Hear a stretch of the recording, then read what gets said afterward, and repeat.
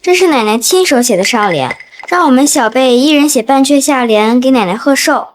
我们都写过了，现在到你了。楚家奶奶寿宴，这是20年前的楚曼千，我重生了。妈，不要丢下我。云舒，是妈妈没有，才能留住我的。现在还让我抛下哟，弟妹在楚家被搓磨这么些年，还能坚持到现在，真是不容易。皇曼弟，这勾引我爸的贱货！云舒妹妹，你别生气嘛，是小叔，他知道你和婶娘快要死了，让我和我妈来送你们一程。这样的话，小叔和楚家都是我和我妈的。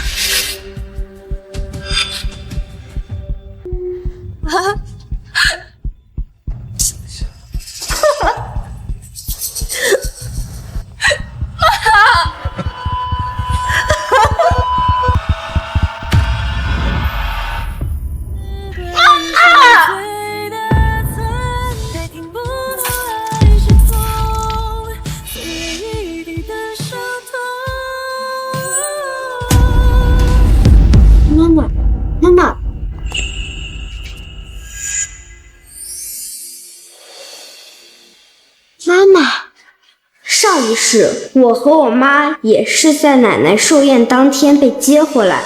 妈妈性子淡薄，不争不抢，才让死了丈夫的毛曼丽和楚曼千有可乘之机，不但勾搭我爸，还逼死我和我妈。现在一切重来，我一定要比楚曼千在楚家更受欢迎，才能避免悲剧重演。妹妹，你是对不出下联吗？从小养在外边，的确处处不如大方的楚曼千。就是这样，前世妈妈不让我出风头，所以对联我没有接，间接导致奶奶对我失望，对楚曼千更看好。而想要在楚家立足，就先要得到奶奶的喜欢。谁说我对不出下联？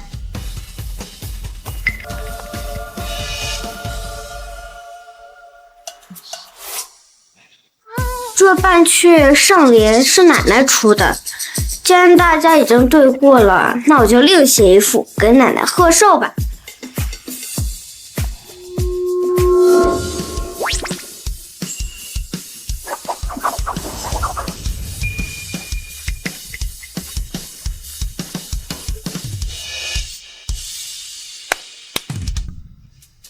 满庭堂天贺寿，宣徽满室穆慈恩，康荣荣享。这孩子文采不错。云舒妹妹，奶奶平时最讨厌故意卖弄的人了，你如今又另写一副对联，是想让大伙儿都知道奶奶的文采不如你吗？云舒不是这个意思，弟妹啊，云舒不是这个意思，那又是哪个意思？云舒是奶奶的孙女，有奶奶的血脉传承，所以云舒才能写出这样的对联，是吧，奶奶？奶奶，你看我说的对不对呀？我掌管楚家几十年，严肃惯了，这所有人都惧我怕我，不肯跟我亲近。这孩子倒是和别人不一样。没规矩，这里是楚家，高门大户，满堂宾客皆在，你趴在老夫人怀里像什么样子？赶紧给我下来！我看没规矩的是你。妈，宾客都到了，你不在这招待宾客，还愣着干什么？是。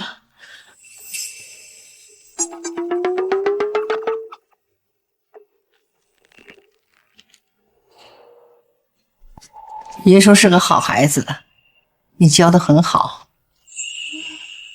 可惜你爸爸不在了，你爸爸要见到你现在这样，一定是高兴坏了。上一世奶奶寿宴前1个月，楚文成出国谈生意，发生空难，所有人都以为他死了，奶奶也为此伤心了很久。奶奶，我听人说爸爸的飞机出事了。可是爸爸昨天晚上还在梦里跟我说，他今天会回来给您过寿的。云舒，你可真是个好孩子，会宽奶奶的心，小嘴真甜。奶奶，云舒没有哄奶奶，是真的。奶奶，您相信我。奶奶信，奶奶信哦。老夫人，什么事儿啊？慌慌张张，成何体统？二少爷回来了。什么？二少爷回来了，就在前厅等着呢。文成回来了。云舒，跟奶奶去看你爸爸去。奶奶现在是喜欢我，可等下见到楚文成，他3两句话就能让奶奶偏心楚曼谦和王曼丽。也就是从这一刻开始，妈妈的悲剧就开始了。二嫂，文成，啊，儿子不孝，让您担心了。回来就好，回来就好啊！好孩子，你说爸爸会回来，这爸爸就回来了。你可真是奶奶的福星，是楚家的福星啊！文成，这是你的女儿文舒。文舒，来，快叫爸爸。不用了，妈，嫂子和曼谦呢？爸爸，文成，你总算回来了。还是和上一世一样，无视我和妈妈的存在。回来第一件事就是先问楚曼谦和王曼丽。爸爸，你总算回来了，我、妈妈、奶奶都很想你，有好几次妈妈晚上都哭醒了。委屈你们了。你回来就好。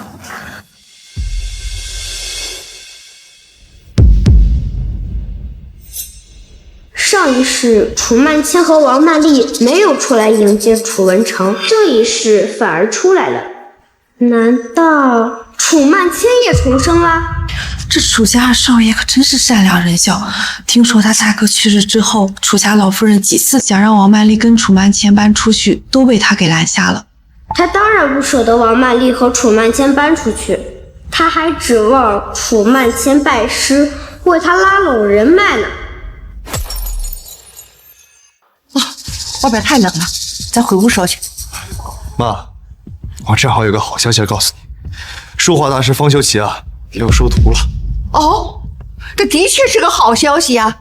那咱得好好商量商量。走。云舒，我们走。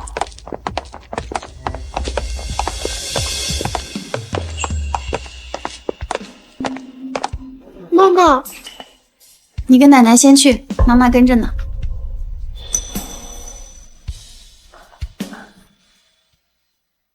这方大师收徒是怎么一回事？妈，方大师啊，准备收赵家小孙女为徒。哎，据小道消息称，他准备在明天的拜师宴上收最后关门弟子。妈，你是知道的，这些年啊，这楚家和赵家一直都是齐头并进，互相牵制。这要是让赵家登上方大师那条船，咱们以后处处都要受赵家的限制了。这方修齐在书画界是顶级存在啊，他身后的方家势力是不容小觑。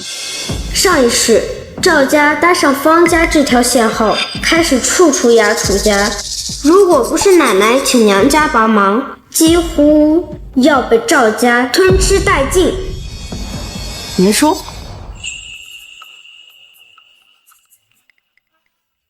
今天寿宴上你写的一笔好字，你学过绘画吗？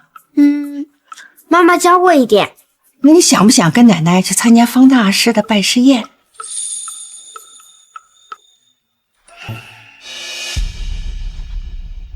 文成，妈，你们要是没别的事儿，我就先带曼青回去了。哎，等等，妈，我不打算带楚云舒去，他从小从乡里长大，怕去了给楚家丢面子，所以明天的拜师宴，我准备带曼青去。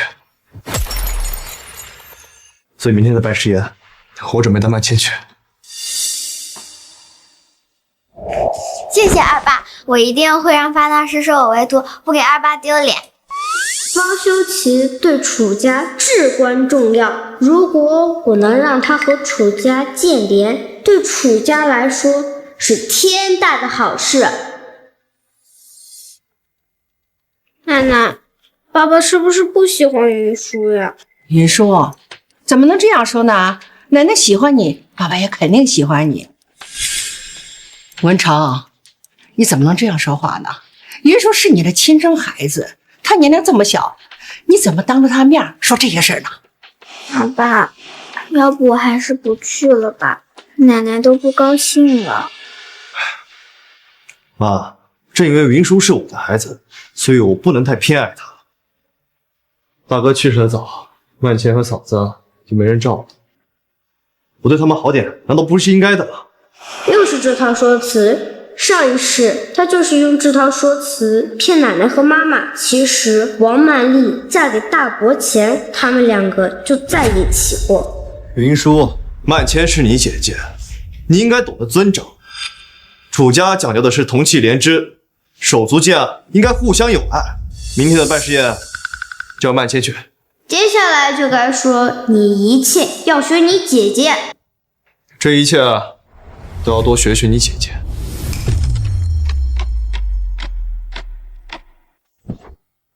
下一句你应该会说，你大伯去世的早，你姐姐没父亲疼爱，家里应该多偏爱她一些。你大伯去世的早，你姐姐就没父亲疼爱，家里就应该多偏爱她一些。是啊，弟妹，反正都是为了楚家好，这次就让曼茜去吧，下次再让云舒去啊。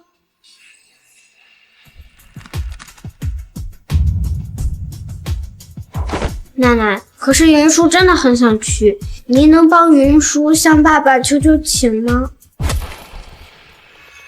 楚云舒，你是怎么回事？听不懂我说话还是什么？文成，云舒是你的女儿，你对我如何我都不计较，但她既然想去，你闭嘴！你一点规矩都没有了，没人教过你，在楚家，男人说话的时候，女人就应该闭嘴。我在教小孩子，你要是再插嘴的话，就给我去祠堂跪着。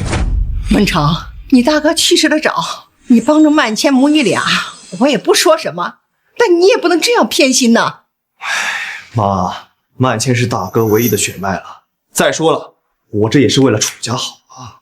你明明觉得楚曼茜是你的孩子吧？云舒，你告诉奶奶，奶奶要是不带你去拜师宴，你是不是会不高兴？那你告诉奶奶，为什么想去拜师宴呢？因为妈妈之前跟我讲过，方大师是最厉害的说话大师。奶奶刚才也说过了，方大师家非常有实力，如果云舒拜他为师，就可以让他常来楚家，这样就可以帮助奶奶和爸爸了。这孩子这么小年纪就知道为家族着想。萧月兰，你看把云舒教成什么样子了，一点都不懂礼貌。你闭嘴！妈，你不是要带曼茜去参加拜师宴呢？那你带去好了，我呀要带着小云舒去参加拜师宴了。谢谢奶奶。云舒，你敢跟我抢风头，你等着。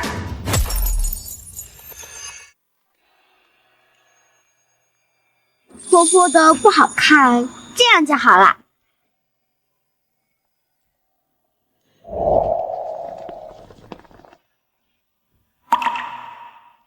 这里的一砖一瓦可都是您的心血，谁家小姑娘在这里乱涂乱画？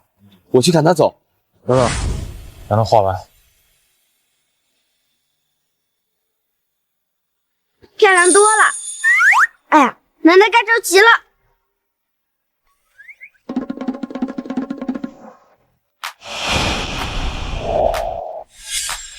这孩子真有灵气啊！快去查到是谁家孩子，我说要做光明的弟子。是。奶奶，哎呦，这是跑哪玩去了？可是小点子呢。奶奶，我刚刚看到有条路破了，在上面画了画。出门在外，不像在家里，一切都要跟你姐姐学，知理懂理，别给楚家丢了面子。不管你在哪画的，马上给我去擦掉。哎呦，这方家是大户人家，还没有到跟一个小孩子计较这一步。啊，今天拜师宴，方大师不仅会收赵家小姐，还要再多收一个。要是把所有小孩都叫上去，他不听规矩乱跑怎么办？哎呦，云叔啊，有福气，咱们这次错过了，还有下次呢。怎么回事？都到点了呀，方大师怎么还没来？是啊，哎，来了，快看，那位就是方大师的助理呀。大家安静一下。想必各位都已经听说了，除了赵家小姐，方大师这次还会在现场再挑一个孩子收徒。这里是今天的题目，请各位小辈都来看一下。咦，这不是我刚才画的那幅画吗？这里是今天的题目，请各位小辈都来看一下。这可是千载难逢的机会啊！我要去告诉本家，把家里最有天赋的孩子带来。王谦，以你的能力，一定会得到方大师的赏识的。凭我上辈子的经验，碾压这群小孩还不是手到擒来。大家都安静一下。这幅画就是先生为此次考核准备的主题，请大家一定要遵循主题。没想到一时兴起的涂鸦之作，居然引起了方修齐的注意。既然如此，那我接下来做什么都会事半功倍。大家有1炷香的时间，现在开始。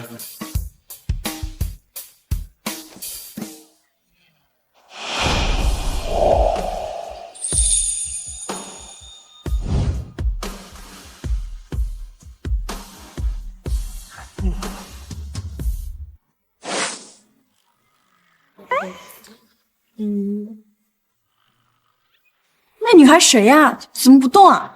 我刚才看见啊，她在楚老夫人的身边，估计就是刚从乡下被认回来的那个。哼，怪不得，估计啊是没有见过大场面，被吓呆了吧？是啊，方修齐是山水大师，包括楚曼谦在内的5个孩子画的都是山水。你说只要投其所好，一定没问题。现在时间已经过半，请大家注意时间。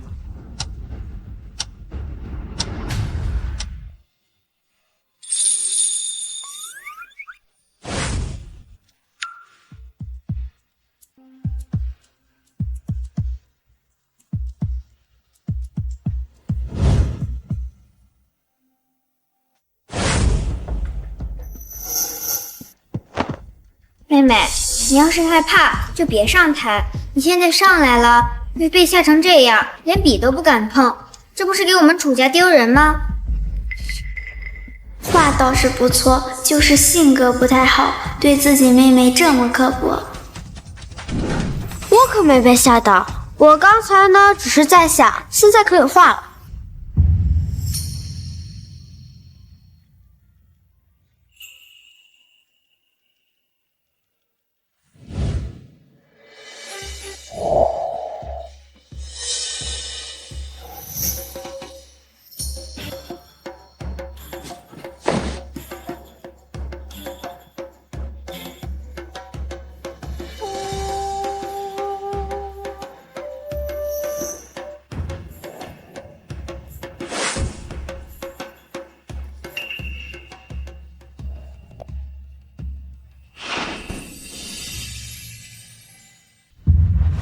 这孩子怎么回事？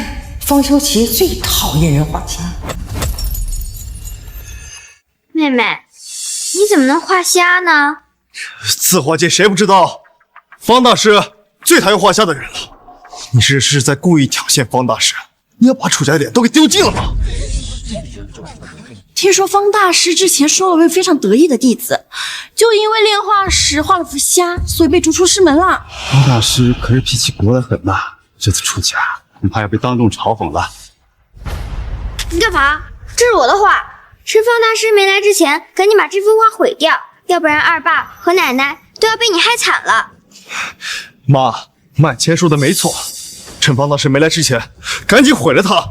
奶奶，玉书，这次你爸爸和曼青做的是对的，不等奶奶喜欢你、宠了你，就出家立就不顾了。来，把画快给你爸爸。可是奶奶，这画奶奶给你先保存着，等回到家之后再给你，好不好？把画拿过来。爸爸，你先把它还给我，我是因为想帮楚家和奶奶才画的，你们相信我，方大师看到一定会很喜欢的。拿过来。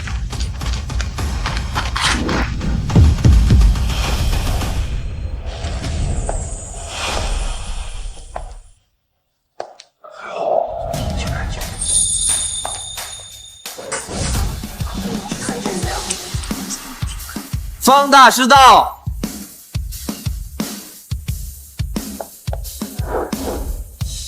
这幅画谁画的？老师，起来吧。方大师这么年轻啊？方大师不经常露面，难道就是因为长得过于俊俏，怕被人议论？肤浅，方大师的实力岂是皮囊能掩盖的？我再问一遍，这是谁画的？不是，是我妹妹楚云舒。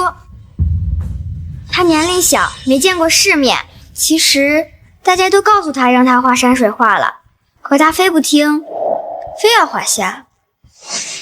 赶紧给方大师道歉。老夫人，这是楚家新接回来的小千金画的吗？方大师，我家小贝自幼生长在乡下，不懂规矩，如果冲撞了你，老身我在此代他给您赔个不是。道歉。方大师，人人都说您最厌恶画大虾，就连您最得意的学生，就画了一笔就被逐出师门。是要道歉，不过应该道歉的是我。这样的天才，我怎么没有早早的发现？小朋友，你愿不愿意做我的关门弟子？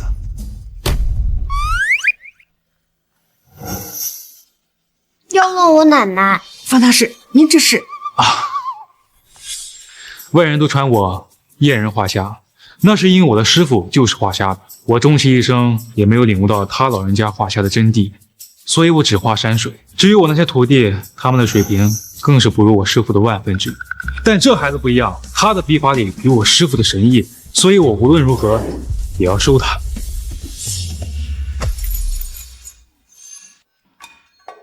这小丫头居然这么厉害！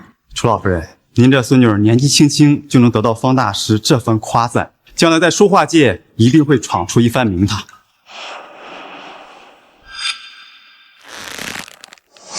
妹妹，你这画是画的不错，但不符合大师给的主题呀。奶奶最讨厌家里人干一些卖弄的事，楚云舒用这样的旁门左道博眼球，只要我点出来，奶奶肯定会厌弃他。奶奶，您从小教我们要恪己守礼，不能在外面失了分寸。可是妹妹还为了一时的风头，就以这种手段哗众取宠，还不符方大师给出的主题，这不是丢我们楚家的脸吗？要守礼是因为担心会影响楚家的声誉，实际上还是为家族的利益服务。只要我做的事能为楚家带来利益，那……楚大小姐，这话不妥。绘画一道讲究灵气天赋，可比墨守成规重要多了。稳了。方大师说的对，这小姑娘这么有天赋，楚老夫人真是好福气呢。楚先生，您家有这么一个女儿，将来你们楚家的声望一定会更上一层楼啊！就算你们再怎么夸她，按奶奶不喜欢张扬的性格，楚云舒也绝对讨好不了。奶奶，您别怪妹妹，她年龄小，从小又在乡下长大，自然行为放肆。等咱们回去了，没有外人了，再慢慢教育她。云舒，你过来。奶奶肯定要训他，这下有好戏看。奶奶，云舒只是想着奶奶平时总为家里的事操劳，所以云舒想画一幅好看的画送给奶奶，让奶奶开心。奶奶，您别怪妹妹，她没受过楚家的正规教育，自然不知道拜师这种是多大的事儿，才会说出这种乱话。谁说我要怪玉书的？玉书有这份孝心是非常珍贵的。倒是你，身为姐姐，不仅不为妹妹的成就感到高兴，反而冷嘲热讽的，这就是你学会的克己守礼。明明奶奶以前最讨厌哗众取宠的行为，现在楚云舒这个野丫头干了，她却当众训斥我，真是偏心。妈，曼倩也是关心妹妹，没别的意思。不过话说回来，云舒的话是挺新奇的啊。不过方大师拿出来的佳作，那真的是灵韵十足啊！要我说，能画出这样的画，那真的是具有灵气天赋的人呐！爸爸，其实那幅画就是我画的呀。刚才我在院子里看到有个地方破损了，所以就想画幅画遮掩一下。你别胡说，那是方大师拿出来选图主题的画，怎么可能是你画的？那肯定是方大师自己的作品了。楚先生，这你可猜错了，那画确实不是我画的。那画是在宴会之前，我在院中的路面上看到的。当时我只看到一个小孩的背影，没有看清楚是谁。想不到是你这个小家伙。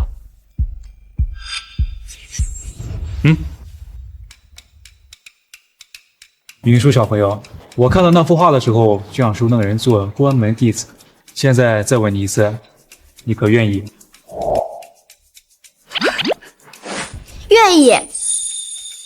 乖孩子。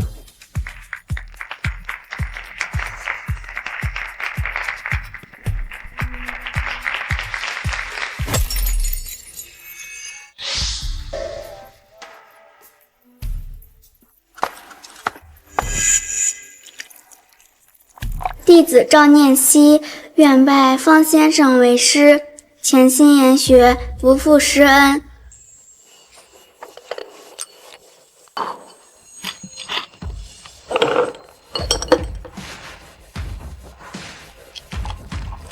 弟子楚云舒愿拜方先生为师，潜心研学，不负师恩。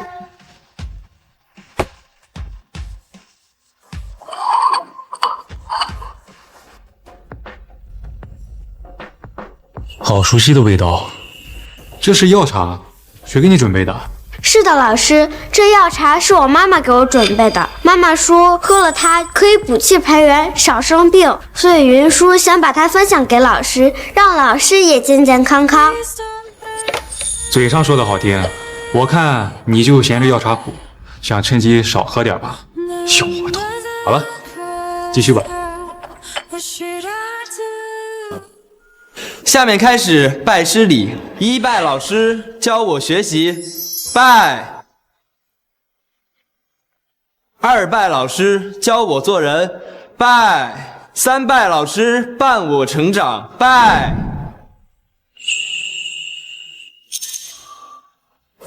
请老师回礼，礼成。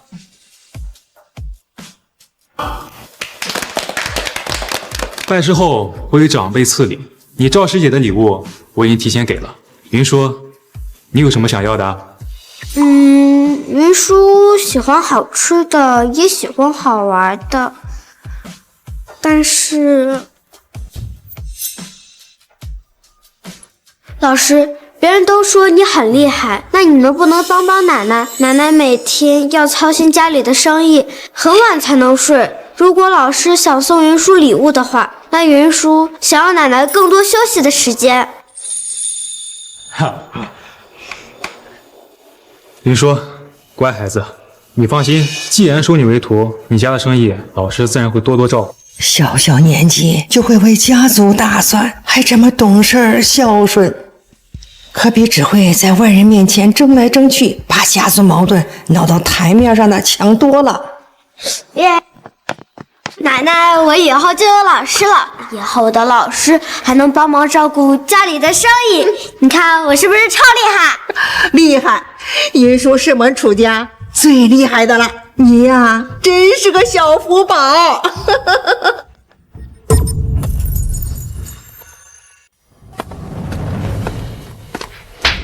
小月兰，你看你交的好女儿。云舒怎么了？怎么了？你不要以为你女儿有点小聪明，上我们家曼千在拜师宴上丢了好大一个人，像方大师那样大师，本该就是我们曼千的。珊珊，我真的很想拜方大师为师。云舒妹妹年纪还小，以后肯定会有很多机会的。就仗着自己有点本事，又欺负姐姐，还在宴会上故意不给曼千脸面。你去跟他说，把方大师徒弟的位置让给他，作为给曼千的补偿。云舒拜方大师为师是他自己的本事，凭什么要让？凭什么？就凭这里是楚家。萧月兰，你可别忘了，就凭你那落寞家庭，嫁给我们楚家就已经算是高攀了。你要识相的话，就赶紧按我说的做，不然如何？楚文成，我跟你结婚只是为了完成父母的遗愿。我知道你不喜欢我，所以我在乡下忍气吞声，我没有什么。但是你不要得寸进尺。不许打我妈妈！是不是我一向不争，才让他们觉得好欺负？连累云舒这么小还要护着我。大人耻，你小孩别管，让开！楚文成，你怎么对我，我都可以忍，但是你不能这么对云舒。我要跟你离婚。妈妈这是终于开窍，不再对渣男抱希望了。离婚？萧月兰怎么会想跟我离婚？这么多年，不管我做什么，她不都是一直包容我吗？哎，弟妹啊，这就是你的不对了。夫妻之间吵架那是常有的事儿，你拿离婚来威胁文成，这要传出去，还以为是我们楚家亏待了你。那你说的没错，你就是想威胁我。可你别忘了，云舒是楚家的孩子，你要是敢跟我离婚，你就永远别想再见到他。你不能这样。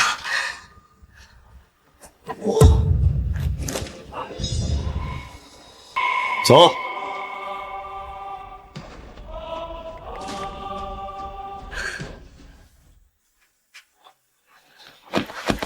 云舒，以前都是妈妈太傻了，总以为忍气吞声、不争不抢就可以获得安宁。但是现在妈妈明白了，一味的忍让只会让他们觉得你们好欺负，只会让他们变本加厉。云舒，妈妈以后会努力立起来，保护好你。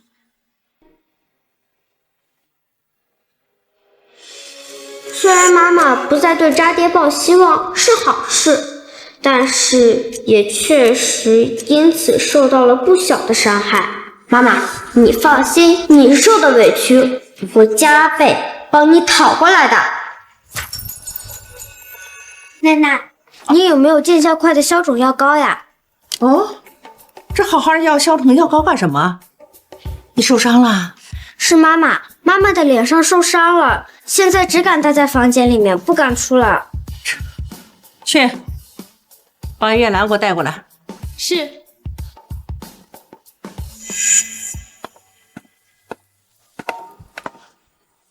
月兰，你脸上的伤是怎么回事？是爸爸昨天晚上打了妈妈的脸都肿了，云舒好害怕。妈，我的脸是我自己昨晚不小心摔伤的，您别听云舒瞎说。妈妈，我没有瞎说。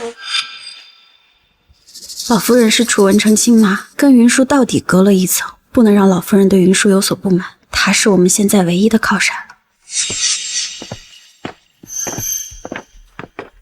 妈，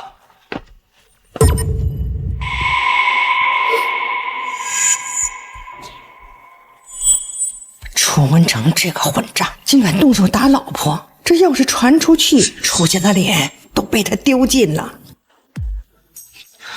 奶奶，爸爸让我把老师学生的名额让给曼千姐姐，但是我不想呀。什么？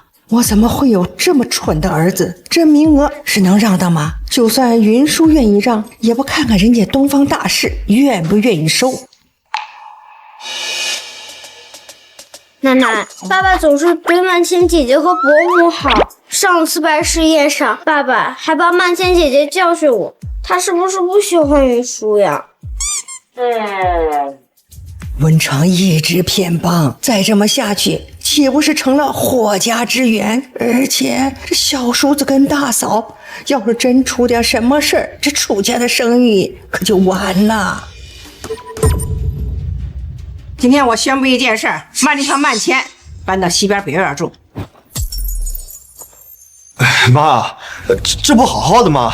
怎么让大嫂搬到别院去住呢？这主院又不是住不下。你大哥去世，你又正值年壮，你大嫂在你面前晃来晃去的，对你名声不好。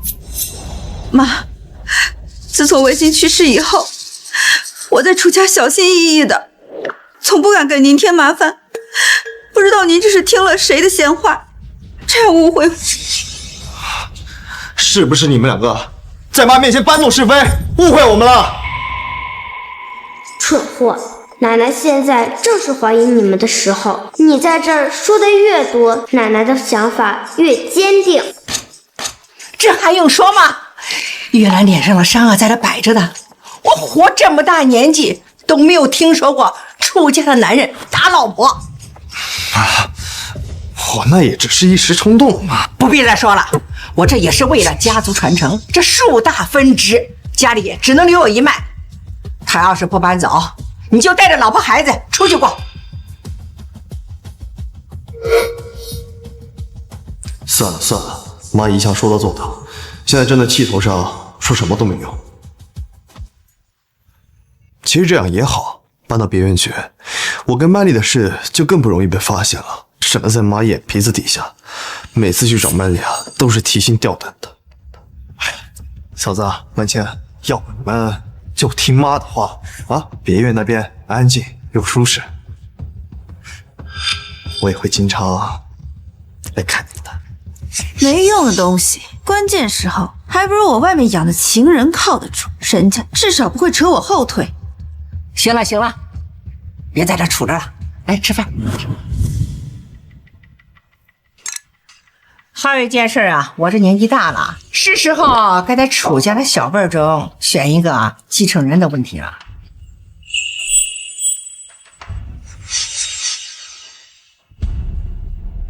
这曼千和云舒的生日比较近，那1个月之后呢，他俩的生日宴一起举办。这1个月就是对他们2位的考察期。妈，这事不急，我刚继承楚家的生意，这继承人啊，可以以后慢慢培养嘛。你糊涂短视，亲疏不分，楚家要是交给你，离败落就不远了。而且，老夫人，楚少的肾部在失踪期间遭受过重击，往后在指示方面恐怕有所影响。这事文成估计啊，一般会接受不了，你们先替他瞒着。曼千和云舒如今是楚家唯二的血脉，让你来培养，我可不放心。楚家是靠中医药起家的，你们2位各选一个中医药馆经营，1个月后我将看结果。毕竟你们2个的年纪小了点，可以向各自的妈妈求助，但是文成，你必须保持中立，不能向任何一方提供帮助。老夫人，方先生派人请云舒小姐去画室炼画。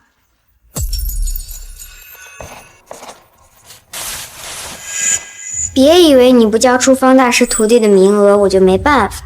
哼，我最后还不是来了吗？我给方大师行个好啊！方大师啊，打扰你了。云舒呢，年纪比较小，性格比较顽劣。曼千是他姐姐，也是比较优秀的。楚先生这是想强迫我另外收徒？不是，方大师，我只是想让曼千在一边旁听，顺便照顾下妹妹。还有这次比试，别以为有奶奶一点偏心，你就能赢。二爸才是楚家下一任掌权人，就算继承人要在我们2个之间选，奶奶还是会先把继承人的位置交给二爸。所以呢，我劝你还是别白费功夫了。因为最终的结果都一样。既然如此，那姐姐为什么要在这儿警告我呢？继续等着不就是了？你天真，按照奶奶的性子，既然能做出在小辈中挑选继承人的决定，那就说明她已经意识到了楚文成根本挑不起楚家的大梁。既然如此，那奶奶之后更有可能做出的选择，应该是把权力直接交给小一辈，而这才是我要把握的机会。老师，我画完了。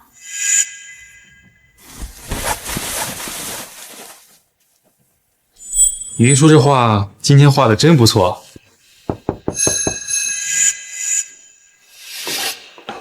方大师，我来接云舒回家。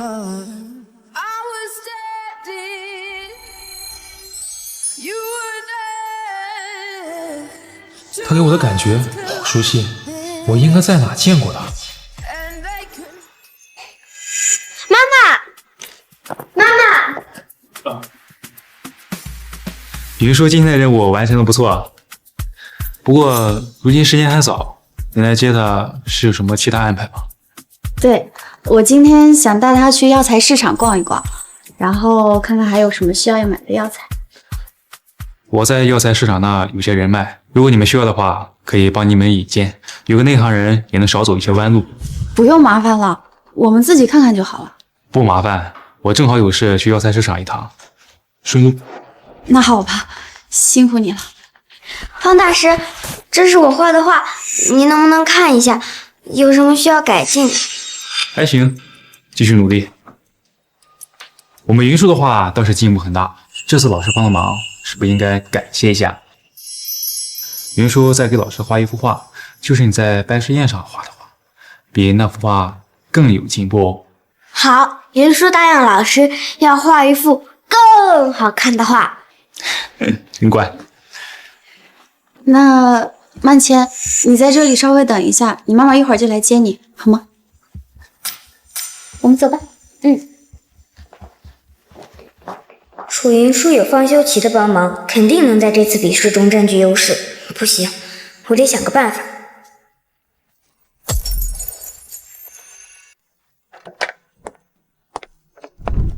阿谦，今天你妈妈去商场还没回来，我走了接你。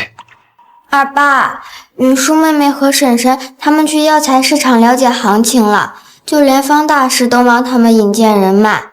你也帮我联系一下药材市场的人嘛，要不然我就比不过云舒妹妹了。曼倩啊，你奶奶可说了，考察期间我不能帮你们任何一个人，我要是帮你，被奶奶知道就不好了。不是二爸，我一直把你当亲爸爸看待，你现在连这点小忙都不愿意帮我，难道你也觉得我不如云舒妹妹？怎么会呢？啊，曼倩，爸爸，你就帮帮我嘛，我以后一定会好好孝敬你的。你刚叫我什么？爸爸。是你妈妈教你的。看来曼倩真是我跟曼丽的孩子，但这话可不能被其他人听到。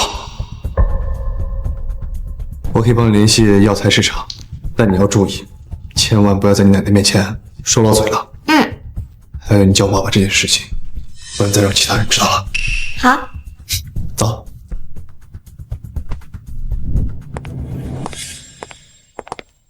少爷，您来了。这整个药材市场都是方先生家的。当然。所以云说，这里的药材你随便挑，不管你要多少，我都免费给你。老师，你对我真好，如果你是我爸爸就好了。小孩子口无遮拦，你别往心里去啊。没事，小孩子玩笑吧。少爷，听说您要来，我们把这个月的账目都整理出来，您看是否要查验一下？要不方先生你先去忙吧，这里我们自己随便转转就好了，不用耽误你的事情。好，那我先去处理，有事你们叫我，我马上回来。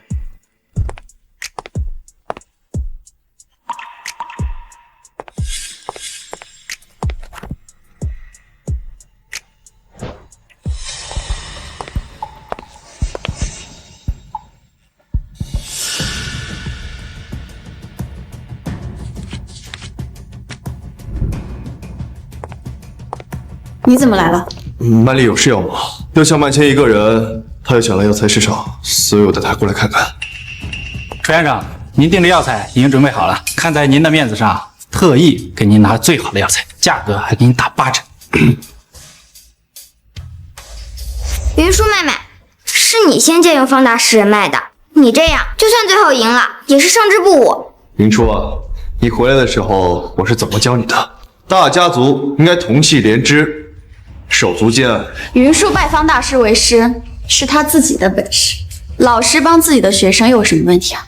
倒是你，我记得妈说过，考察期间要保持中立，可是你现在公然帮助曼千。爸爸，你不顾奶奶的话，偏帮曼千姐姐，我要去告诉奶奶。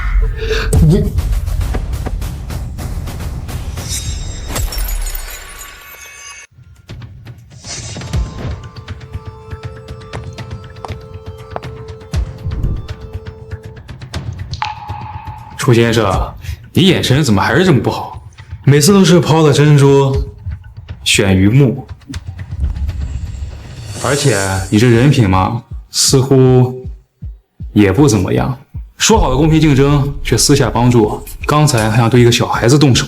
这是我们楚家的家事，应该轮不到方大师一个外人来管吧？我是云舒的老师，我护着我的徒弟，天经地义。只有你所谓的家事影响到了云舒，那我就要管。老师，你真好，爸爸欺负我和妈妈，你却帮助我们。我从书上看到一句话：一日为师，终身为父。老师这个爸爸可比我的爸爸强多了。那是我们云舒这么可爱，对你不好的人，那才真是瞎了眼。云舒，走，我们去里面看药材，不要被无关紧要的人影响了心情。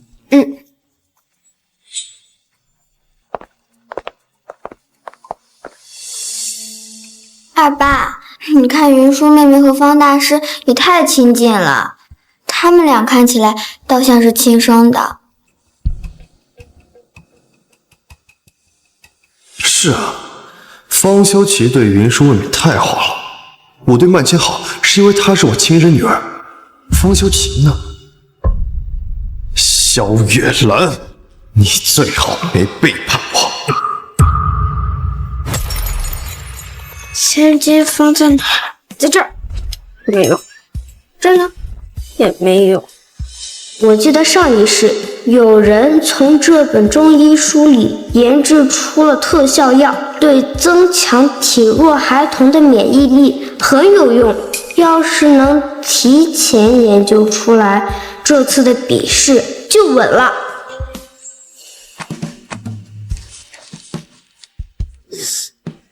赵姨，请问一下，除了书房，家里的书还会放在哪里呀？小姐，家里的书都会在别院书盒有备份。还是你好，不像楚文成那个木头，一点情趣都没有。丽丽，你最近都好久没来找我了，我还以为楚文成一回来，你给我给忘了。最近曼千正在跟那个野丫头在比试，我也是怕被他抓到把柄，这也是不得已的事儿。说起曼千，怎么什么时候在跟他摊牌啊？明明我才是他的亲生父亲，楚家那两个没用的，哪生得出曼千这么聪明的孩子？你急什么？博安昌在老夫人那儿的眼线告诉我，楚文成已经不能生了，而且他以为曼千是他的孩子。等咱们解决了那个野丫头，楚家呀就都是咱们了。真的吗？你可真是我的大宝贝。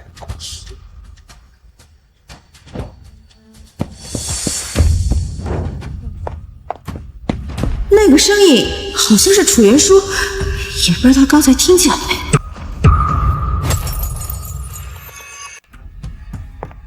曼千，你黄叔叔来了，我刚才跟他在院子里说话，好像被楚云舒撞上了。什么？我最近不是让你老实点，少跟你的情人见面吗？我也不知道会这样啊，现在该怎么办啊？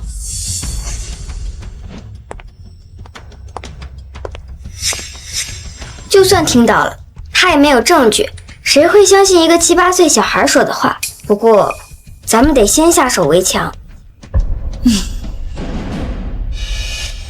什么？你要我去抓奸萧月兰？曼倩，你是不是发现什么了？我在画室的时候，看见婶婶跟方大师走得特别近，婶婶也总是跟方大师谈天说笑，她也很照顾妹妹，对她好像跟亲生女儿一样。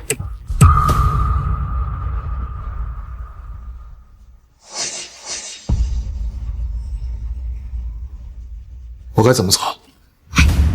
等她生日宴那天，咱们找机会给萧月兰下点药，趁她神志不清的时候，你再去问她，不就什么都清楚？好，我帮你们。要想瞒住这件事儿，就必须得让楚云舒从楚家消失。可是你们正在竞争继承的位置，咱们一动手，老夫人就发现了。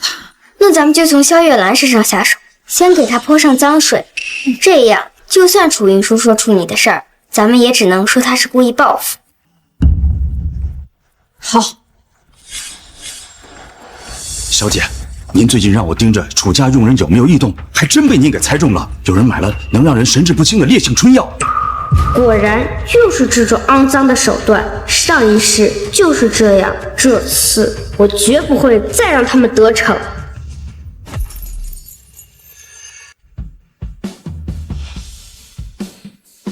我这个最好看了，我这个才好看呢。那打打。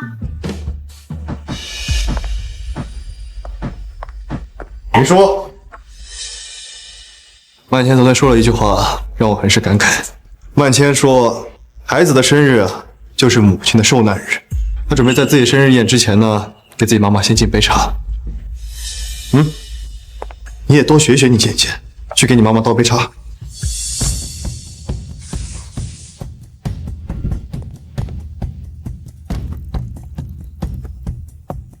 云舒妹妹，快点。他也知道。好啊。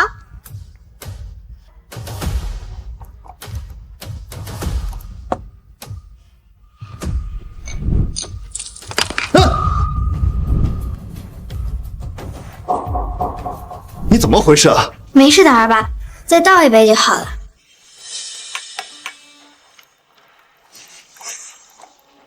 兰丽，月兰，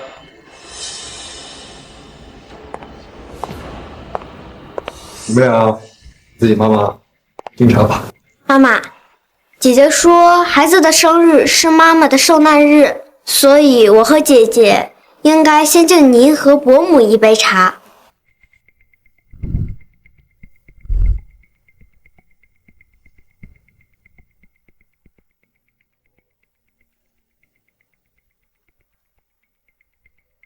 爸爸，按照姐姐的说法，我应该也要敬您一杯。我帮你倒。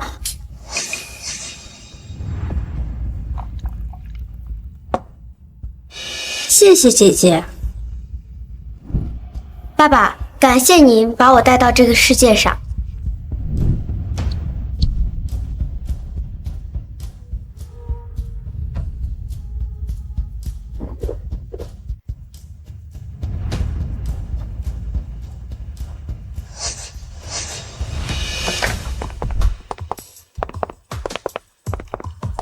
怎么了？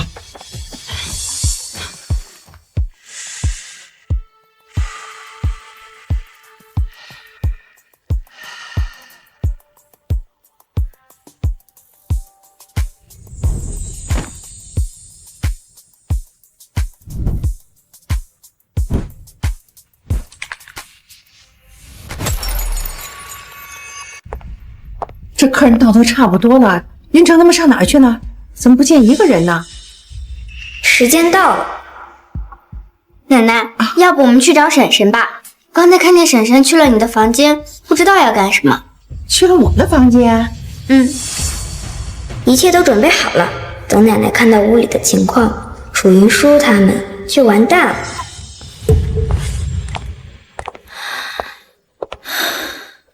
混账东西！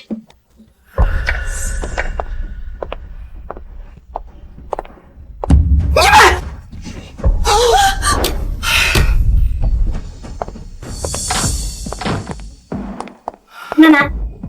你怎么了？你们赶快回去，快回去！奶奶，里面发生什么了？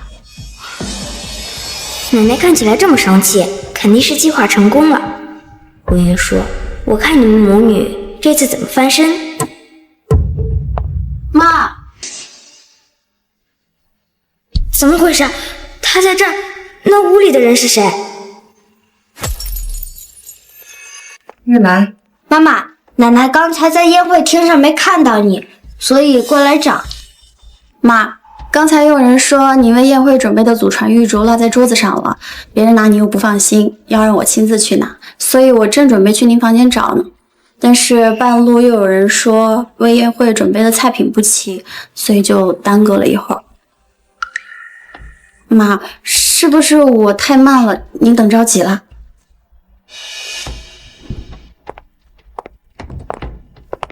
好大的胆子！你们竟敢在我的房间干出这种龌龊事儿！这楚家的颜面都让你们丢尽了！哎呀妈！事到如今，我就不瞒着你了。其实我跟曼丽是真心相爱的，曼青也是我的孩子。孽障，孽障啊！我怎么生了你这么畜生？月兰，是我们楚家对不住你，你要什么补偿我都满足你。可是，只有一点，你看在云舒的份上，替我们保全一下楚家的颜面。妈，我要跟楚文成离婚。月兰，我知道我这么说很无耻，可你要给他离婚了，那楚家的颜面怎么办？你说怎么办？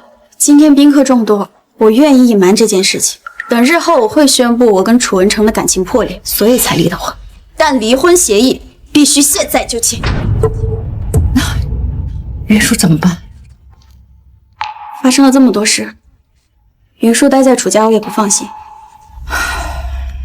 不过云舒还是楚家的孩子，只要他愿意，我会每个月带他回来看你。好，我答应你。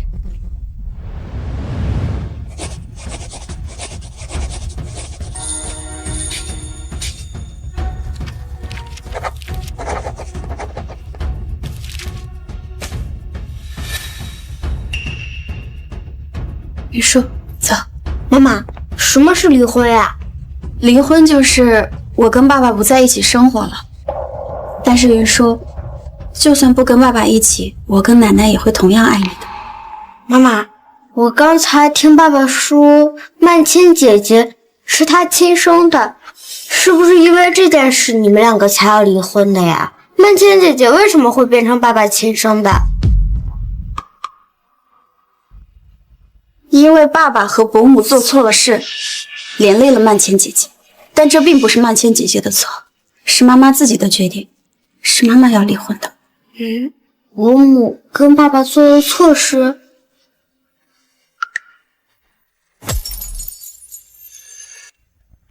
奶奶，我看伯母也跟别人做了错事，当时那个人也跟爸爸一样抱着伯母。妈，你别听一个小孩胡说，我怎么可能跟一个男人有关系呢？奶奶，我还听伯母对那个人说，曼千姐姐不是楚家的孩子，说等曼千姐姐当上了继承人，整个楚家都是他们的呢。王曼丽，他说的是真的吗？你胡说！文成，你怎么能听信一个小孩子说的话呢？我对你的感情你还不清楚吗？曼千就是你的孩子，咱们这么多年的感情，你怎么能怀疑我呢？老夫人一向注重楚家的声誉，绝对不会去做亲子鉴定。我只要咬死是那小兔崽子撒谎，就还有翻身的机会。妈妈的反应不对劲，太太心虚。难道我真不是楚家的孩子，不是二爸的女儿？不对，现在不是纠结这个的时候。楚云说，你就是嫉妒二爸偏疼我，故意在这儿胡说八道。我没有胡说，伯母真的跟那个叔叔说了，而且我还看到了那个人长什么样子，我可以把他画出来。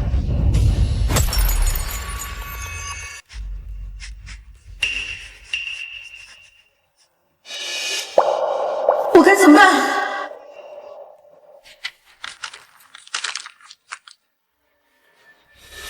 现在我跟黄有明的事是瞒不住了，但是曼千血脉的事还有回旋的余地，绝对不能让曼千跟我一起被赶出楚家。你还有什么话好说？这个人我认识，他是青州剧院的黄有明，云舒根本没见过。妈，我承认我跟黄有明是有关系，但这不代表曼千是他的血脉呀。这可是你亲口说的。我没有说过，是你叫你女儿陷害我的，是不是？萧月兰，你能不能给你孩子积点德呀？不要再陷害我们曼千了。我知道你不想让我们曼千跟你女儿争楚家的位置，但你也不能叫你女儿这么陷害她呀。我没有，而且我也不会让云舒用这种手段做这种事。是，我是做错了事情，让你们抓住了把柄，但这跟我曼千有什么关系啊？她是无辜的。文成，曼千真的是你女儿，她从小就跟你亲近，喜欢跟着你，那是因为血脉的关系啊。妈，要不咱们先做个亲子鉴定？这世上要想人不知，除非己莫为。这做亲子鉴定的事一旦散发出去，这楚家的颜面还何保啊？哼，倒是有点机智，但是想把所有事都揽自己身上，把楚曼千给摘出来，没门儿。奶奶，云舒没有说谎，妈妈说过说谎是坏孩子，伯母明明说过这样的话，却在这里骗人，伯母是坏人。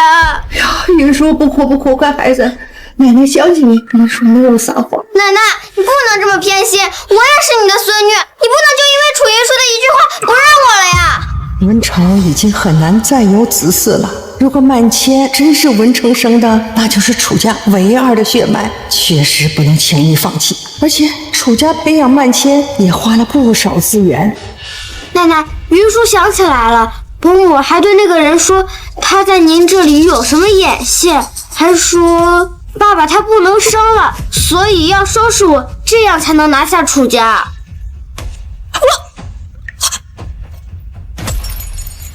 什么？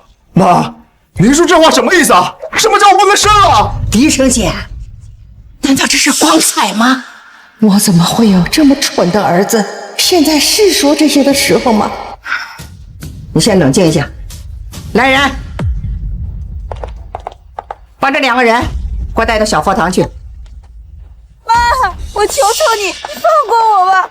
妈，我求求你了，奶奶，你放过我！妈。妈，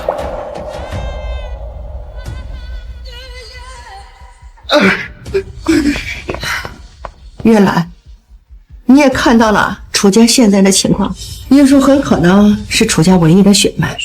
算我老婆子求你了，能不能先带着云舒留下来？我给你保证，你和云舒在楚家不会再受半点委屈。云舒，你就忍心丢下奶奶一个人在这儿吗？果然，一旦知道楚曼千的血脉存疑，奶奶就绝不会轻易放我和妈妈离开。正好，我现在也没有离开的打算。妈妈，奶奶对云舒很好，云舒不舍得奶奶。好，云舒，奶奶就知道你是个有孝心的孩子。云兰，你看。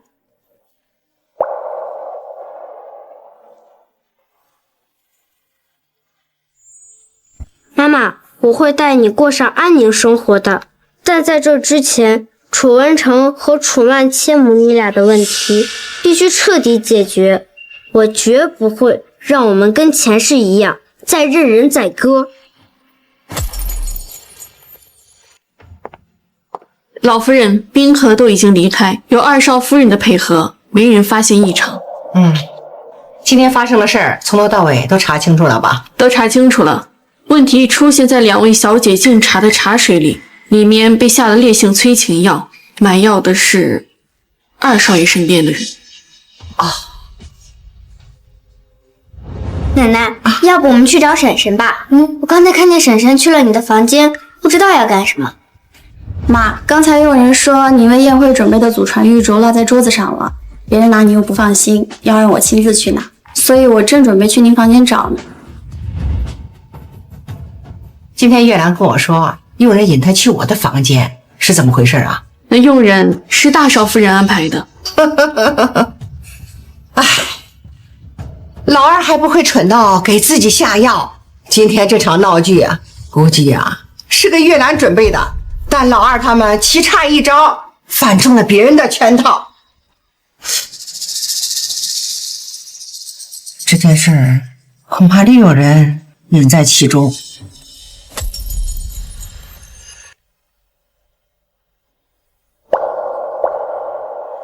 爸爸，按照姐姐的说法，我应该也要敬您一杯。我帮你倒。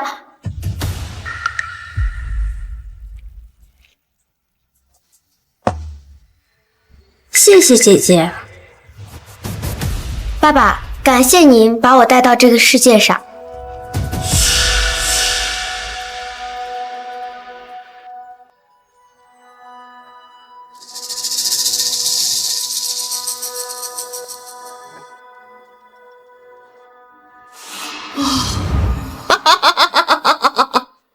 我这孙女儿可真是不简单呀，这小小年纪就智多近妖。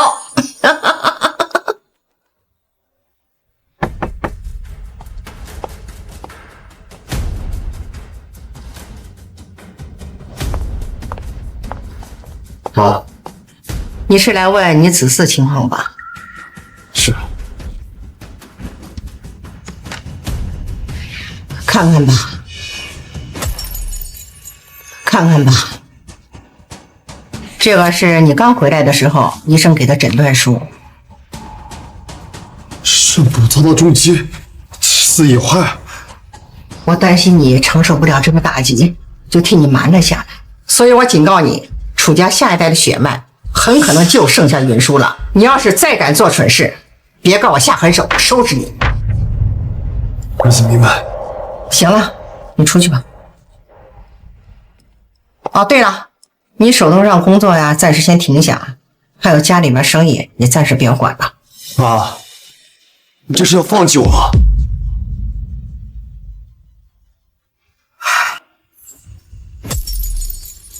今天这事儿，恐怕奶奶已经知道有我的手笔了。不过也好，既然楚文成已经暴露出自己的荒唐和愚蠢，那奶奶就该考虑更换楚家掌权人的问题。这时候展露出我的不同，刚好能承接上楚家权力的更迭。不过，想让奶奶彻底下定决心，恐怕还需要让她看到我现在处理家族生意上的能力。之前为竞争继承人准备的千金方，正好能派上用场。我愚蠢的爸爸呀，恐怕现在还在伤怀自身呢。让我想想，需要被安慰的爸爸肯定会去找妈妈，但是妈妈已经拿到了离婚协议书，对他彻底死心。等他碰壁后，恐怕还是会回到曼千母女俩的怀抱中吧。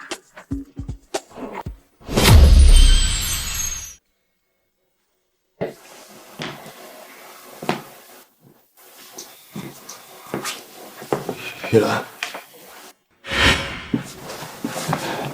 玉兰，咱们再好好谈谈。我跟你没什么好谈的。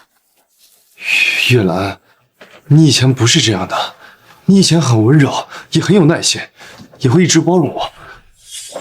我知道是我做错事，也是王曼丽一直诱惑我。玉兰，你再给我次机会吧，啊！你知道我最近学到最深刻的一句话是什么吗？什么？礼貌是留给有教养的人，而垃圾就应该丢在垃圾堆里。出去！哎，玉兰，不是玉兰，玉兰！哎，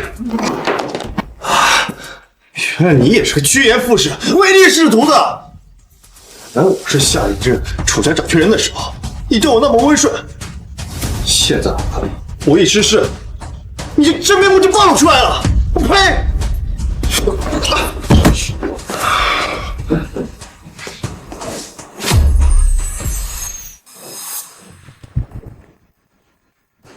曼倩，是妈，对不住你。没事，都会没事的。妈，你当时应对的特别好，我就是楚家唯二的血脉，他们不会把我怎么样的。妈，你老实告诉我，我到底是谁的孩子？你确实不是楚家的血脉，你爸爸叫黄永明，我在怀你的时候买通了医师，把月份报销了1个月，快生的时候故意跌了一跤，让他们以为你是早产儿。万一这件事情暴露，我们最后的保命符就没有了。妈，你记住，我就是楚家的血脉。如果二爸问你为什么我是黄永明的孩子，你就说你当时是为了稳住他，不让他把事情闹大。你知道了吗？知道了。那个医师呢？什么？就是你买通的那个医师。我当时怀孕的时候一直是找他做的检查，后来生产之后给了他一大笔钱，再后来他就离开了青州，回老家了。他老家在哪？不知道。这事儿多一个人知道，就多一份风险。你当时就应该直接把他灭口。我确实没想那么多。妈妈，我这么做也是为了我们俩的安全。现在这种局面，随时都有可能会暴露。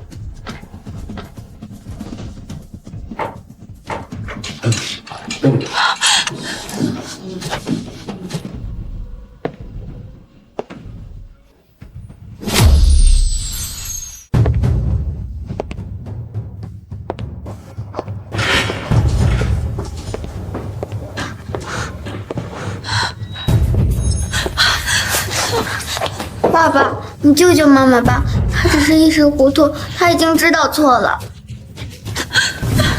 谁是你爸还不一定呢。文成，你也知道那些戏子为了红有多么不择手段，我这也是被他迷惑了，才被他抓住了把柄，不得不屈从于他呀。是啊，爸，我刚才已经问过妈妈了，我就是你的女儿。而你也了解的，妈妈她最疼我了，她不会跟我撒谎的。那云舒听你亲口跟那个戏子说，曼千是他的孩子，这到底怎么回事啊？曼青猜中了，他果然会问。我这样说，只是为了稳住他，不让他把事情闹大呀。文成，咱俩这么多年的感情了。你也知道，如果曼千真的不是楚家的血脉，我怎么能瞒得了这么久嘛？也是，王曼丽一向没脑子，哪有这能力？反倒是楚云舒那小崽子心机深沉，现在妈都有放弃我培养他的念头了。爸，我知道妈妈做的是有辱楚家声誉，但是她毕竟也是我妈妈，而且你看在和他这么多年情感的份上，真的忍心舍弃他吗？曼丽确实比萧然柔顺多了，而且如果曼千真是我的孩子，那他就还有机会跟楚云舒争。等他们斗起来，我就能浑水摸鱼，重新夺回楚家的权利。你们在这安心待着，我就想办法替你们救亲。谢谢爸爸。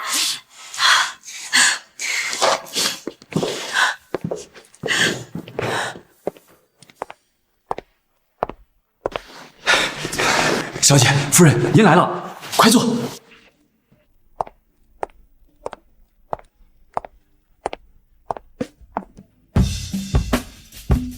哎，对了，王叔，咱们医药馆的生意怎么样呀？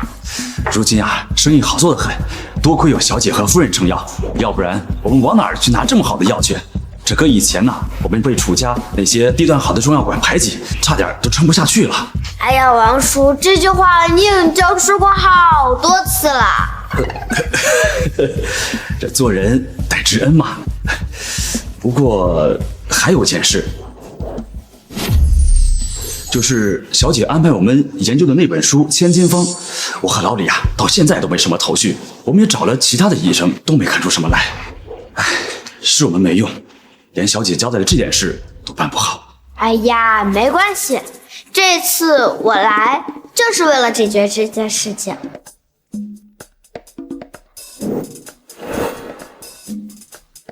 你们猜这是谁？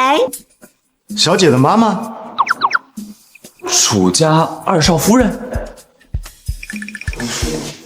就别卖关子了，这是医药世家萧家的后人，医道圣手唯一的传人萧月兰，当然也是我的妈妈。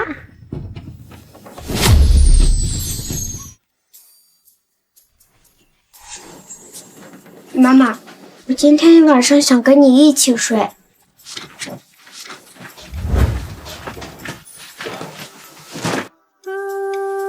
我们云舒怎么啦？做噩梦了？云舒想和妈妈待在一起。妈妈，你嫁给爸爸以前的生活是什么样的？妈妈嫁人以前啊，妈妈以前呢是京大医学院的学生，妈妈的父亲是著名的医道圣手，萧家也是医道世家，当时妈妈也很厉害。医药世家萧家，天哪，难道是出了医道圣手萧雨孽的萧家吗？是。我从小仰慕雨孽先生，没想到竟然见到了雨孽先生的后人。哎，老李，你冷静点，别吓坏了夫人跟小姐。抱歉，我好久没有听到雨孽先生的消息了，有点激动。没关系，我也很高兴你们还能记得我父亲。记得，当然记得。学医的人哪有不记得雨孽先生的事呢？妈妈，外公在医学界很出名吗？雨孽先生精彩绝艳，独创的12道金针技法，上可与苍天夺生机，下可与阎罗抢命力，医道圣手，无愧于名啊！只可惜天妒英才啊！夫人，我这嘴真是欠打呀。无碍，毕竟你们说的也是实话。小姐的意思是，夫人能从千金方当中研究出你想要的东西？那么多厉害的医师都没有办法，我可以吗？妈妈，相信你自己，你可以的。可是我连你想要什么都不知道呢。我在一本书中看到一个人用千金方研制出一种药，说是可以让体弱的孩童补全生机，增强免疫力。可是方法早已失传，我们几个只好在千金方里重新找。妈妈，你就试试吧。如果你成功了，就可以像外公一样救下好多人，哪怕是一时想不出来，我们也可以重新找人啊。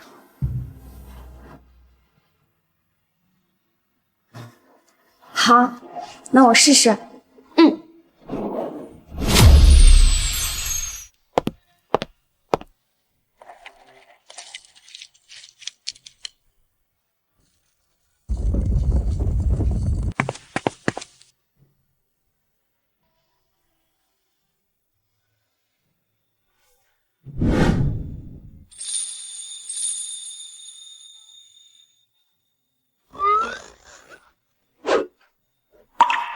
我们成功啦！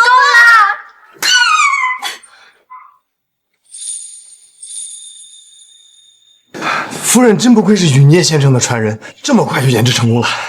我也就这点小本事吧。才不是呢，妈妈最厉害了。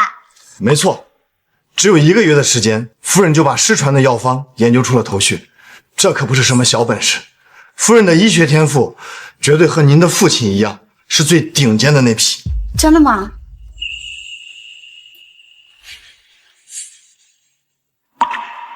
我也能像父亲一样，成为最顶尖的医者吗？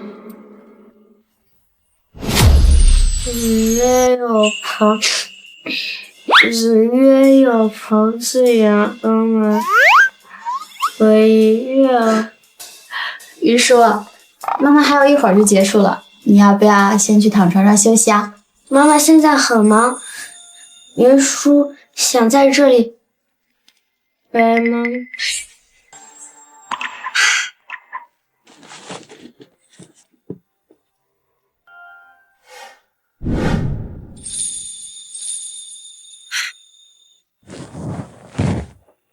陪妈妈的时候还很长，你现在最主要的就是健健康康的长大。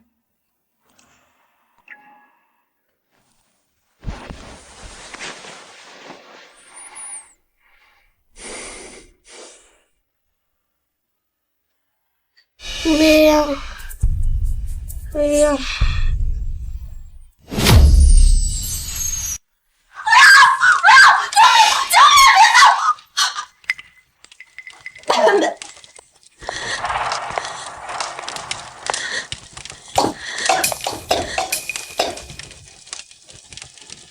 不要，不要！我们云叔怎么啦？做噩梦啦？快，别怕，妈妈在呢。太好了，妈妈，你没事。小傻瓜，梦都是相反的，妈妈当然没事了，妈妈一直陪着你呢。别叫我妈！我造了什么孽，生了你这么个儿子？妈，满千毕竟是我女儿，我要闭嘴！我看你是呀，被王曼丽给忽悠了，满脑子不清醒的东西呀！他说的话，你二话不说都信。云叔说的话，这证据都摔到你脸上了，你理都不理呀？云叔他才8岁，他能说谎吗？我是看着曼千长大的，所以才会对你这1个月的所作所为睁只眼闭只眼。但这不代表我就真瞎了，因为我看不出你的小心思。妈，我是冤枉的，我是想着，万一曼妮真的是我女儿，那她就是我们家所剩不多的血脉了。家里又只有云舒一个，到底不保险。妈，你想一想，万一被对手知道了，家里只有云舒一根独苗，那她的处境不就很危险了吗？这是这么想的？妈，我当然是这么想的了。云舒是我的女儿，有可能是我唯一的孩子，我还能爱她。最好真是这样。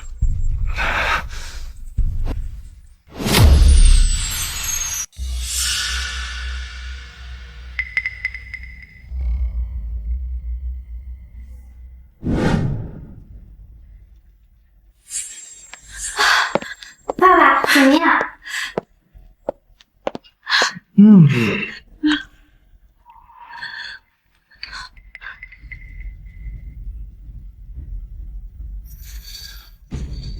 有我出马，这事当然能办成。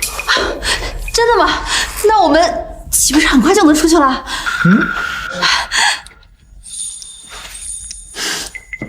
让你们在这待1个月啊，是想让妈先消消气。现在呢，由我去替你们求情，妈自然会同意让你们出去了。那我们出去以后住哪儿啊？还是住别院里原来的房间。不过，不过什么？不过你以后啊，少出去抛头露面，有什么事情打个电话让别人送进来就行了。我，爸爸，那我呢？曼千当然能出去了。曼千，你别怪我，要怪就怪你妈跟人乱搞，导致你血脉存疑，用你来吸引视线，分担风险，也算是你对楚家养育之恩的报答了。行了啊，你们在这再多注意吧，明天就可以出去了。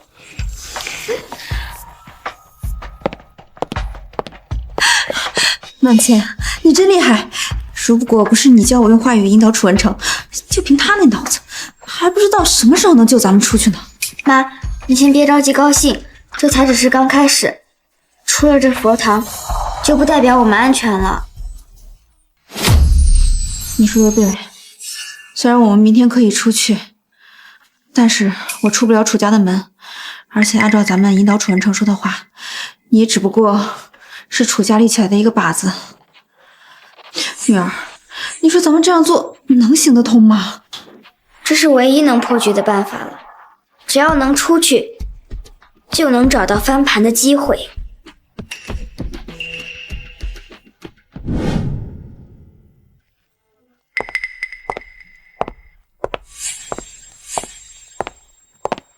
小姐，这是怎么了？没事吧？云舒昨晚做噩梦失眠了，就没休息好。李医师呢？今天药材都到齐了，李医生这会儿正在仓库里核对呢。等李医师核对好了，我们就开始着手新研制的药。哎，小姐，先到这边休息一下。去吧，慢点啊。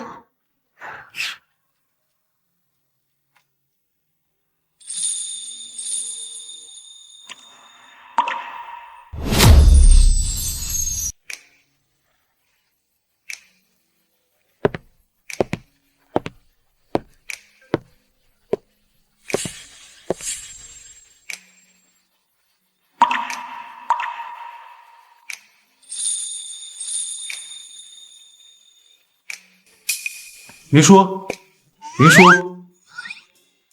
老师，你怎么来了呀？当然是来看看我小没良心的。这么久没见，你们把答应老师的事给忘了呀？当然没有。云舒答应老师要画一幅比送奶奶那幅更好看的画。老师，你跟我来。老师，这可是云舒花了好多心思才画出来的，你可要好好。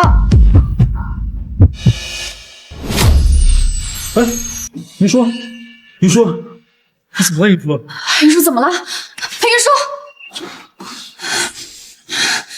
中医馆有没有休息的地方？有。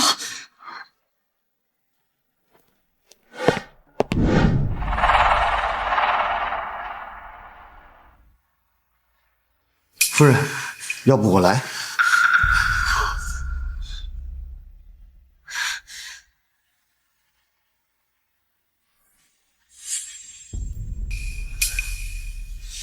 夫人，小姐这是忧思过重，又没有休息好，又发了高热。都怪我这几天一直忙着中医馆还有药材的事情，没有顾看好她。夫人也不用过于担心，我们新研制出的药正好和小姐的病对症，那药的效果你也知道，小姐很快会好起来的。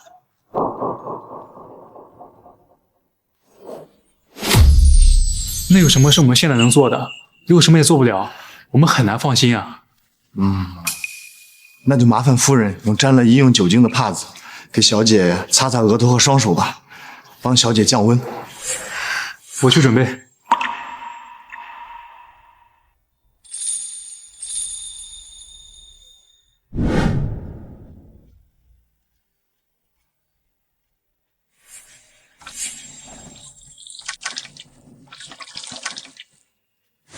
谢谢。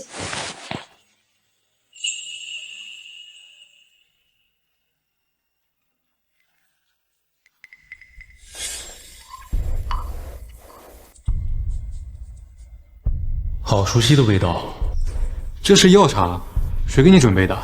是的，老师，这药茶是我妈妈给我准备的。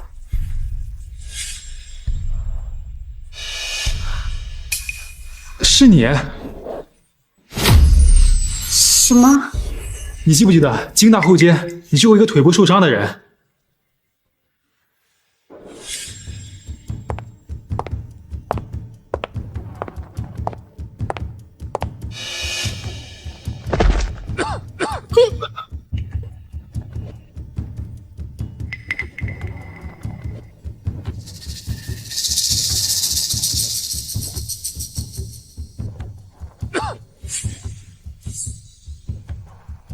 醒醒！哎，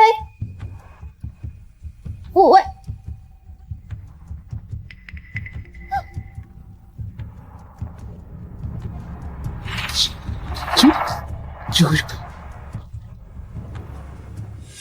你就是那个受伤的人。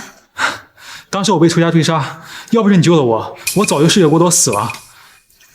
我这么多年，我一直在找你，想要报答你的救命之恩。对不起啊，你当时脸被遮住了，我实在没有认出来你，害你找了这么久。能找到你已经很幸运了。我相信那个时候，不管换作是谁，都不会见死不救的。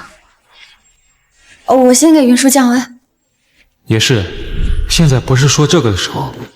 啊，我来帮你。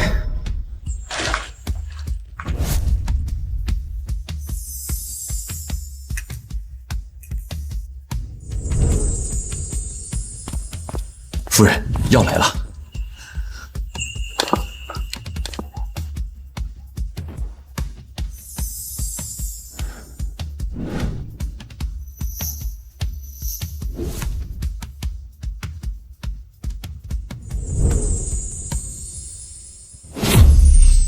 这是治疗发热的中药吗？这是我们夫人从医书千金方里研制出的新药，在增强幼儿免疫力方面有奇效。增强幼儿免疫力，那造价应该很高吧？抱歉，是我冒昧了。没关系，我们这个药走的就是薄利多销的路子，就算造价被暴露出去，影响也不大的。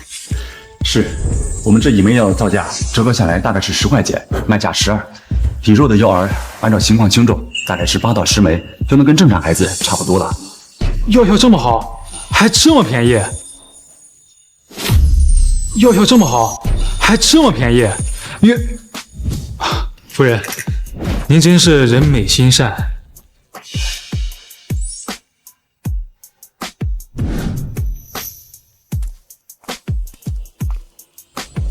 夫人，不知这药能否大规模生产？方先生需要很多吗？我是不会允许有人大规模的囤积这种药，然后肆意涨价。不是的，我没有这个意思。方家的背后有药企的门路，如果夫人想给新药找个靠山，把它更大范围的推广出去的话，我可以帮夫人引荐。真的吗？真的可以吗？当然，夫人，你也太小看自己的价值了。不过，如果是这样的话，那药的价格岂不是很高？变高是自然的，但有我帮忙，绝不会变高很多。有药企的帮助，可以有更多的特效药帮助更多的人。妈妈，老师，你们在说什么？什么叫更多的人？没什么，你要是想知道，妈妈以后再告诉你啊。云舒，你现在感觉身体怎么样？有没有哪里不舒服啊？云舒现在好多了，妈妈不用担心了。好像是不烫了。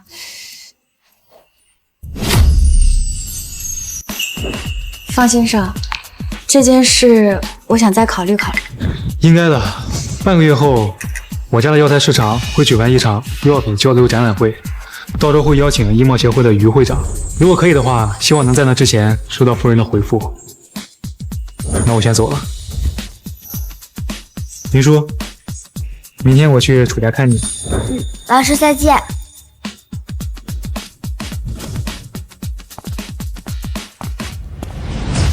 满钱，我们现在已经出来了，接下来该怎么做好？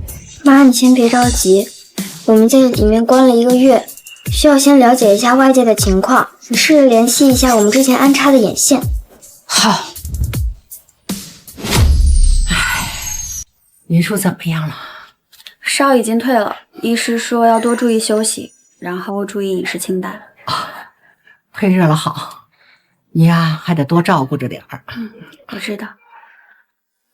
妈，其实还有一件事，方医师今天去中医馆看望云舒，见到了云舒发热时吃的药，想要把它引荐给药企。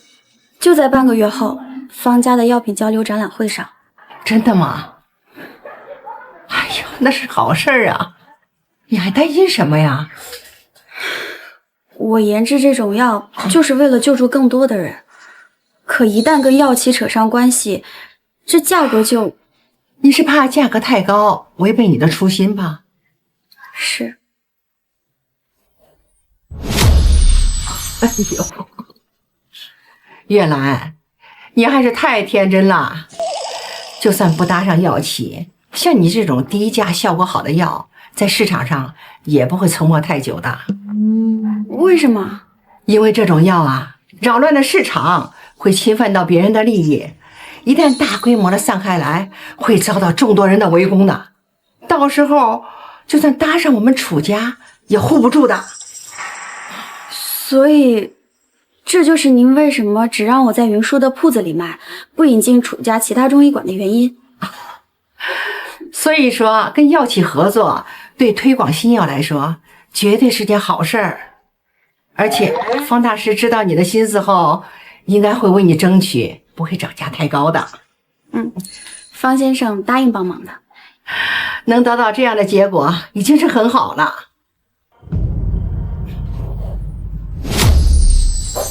他运气怎么这么好，居然通过方大师搭上了药企？不行，就真让他们母女俩赢了，咱们哪还有争的机会？万茜，你这么聪明，快想想办法啊！干脆一不做，二不休。人死了，就什么都没了。该怎么做？妈帮你。万茜，你能出去？等你见到给我开车的小陈儿，你就把这个手镯交给他，他知道该怎么做。你再告诉他一个时间，等时间到了，黄永明就会出现在别院附近的池塘边。你想做什么就告诉他，他会帮你的。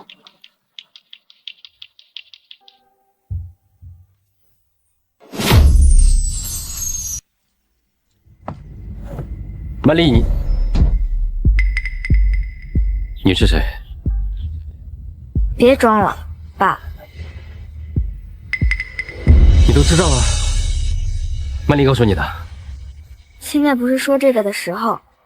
这1个月，楚家发生了很多事，我会给你慢慢解释。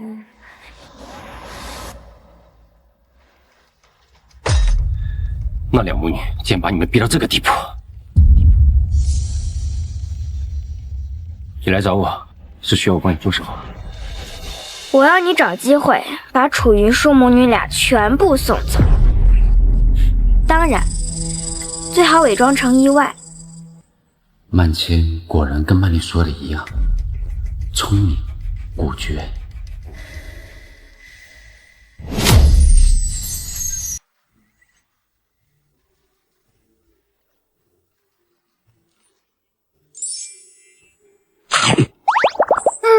妈妈，这个真好吃，你要不要吃一个呀？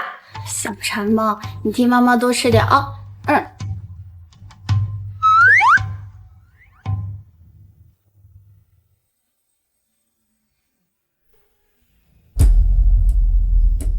肖医师在哪？肖医师，肖医师在哪？肖医师，我们是来感谢你的，你真是菩萨心肠，给我们的药又便宜又好用。是啊，肖医师，多亏有了你，要不然我家那小子还不定保不保得住呢。肖医师，这是老母鸡下的蛋，我妈特意让我拿给你的。你们不用这么客气的，治病救人是医师的本分。肖医师，我们嘴笨，不会说漂亮话，但是我们知道你是个好人，这些东西你就收下吧。是啊，你就收下吧。肖医师，你收下吧，不用收下吧，不用一点心，肖医师。收下吧，不用收下吧，不用一点心，肖医师。不用，你们客气了。王馆长，李医师，你们帮我接待一下。哎，真不用，大家太客气了。我还想起来，我要去仓库核对一下药材，这里就交给你们了。好。哎呀，太家不用这么客气。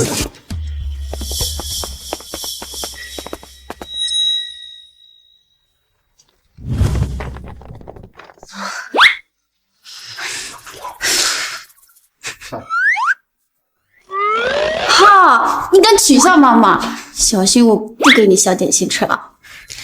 不要嘛，妈妈，妈妈最好了。哼！哎呀，糟糕，走太急了，药材单子忘了。我去，妈妈就别扣我点心啦。我去，妈妈就别扣我点心啦。那好吧，那就给你一个见过世界的机会。好。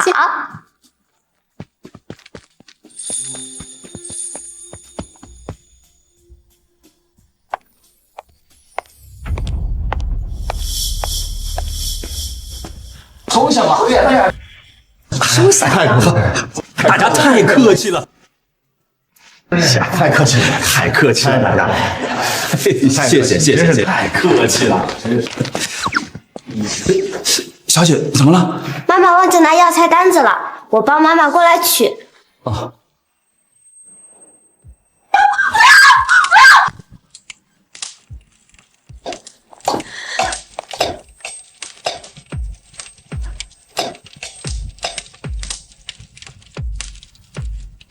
哎，小姐，你怎么了？后院仓库有人要害妈妈，妈妈有危险！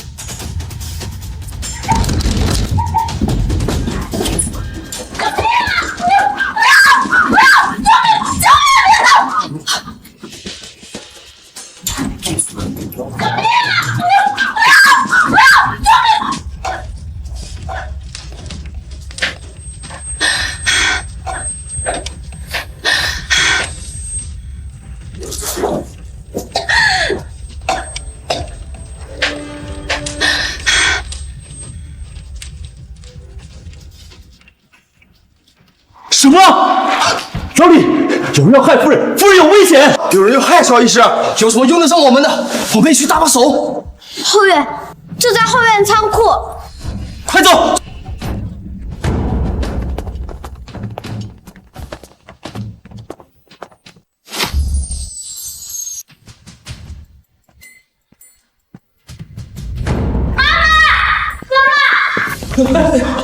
分两人去抓人，剩下的赶快救火！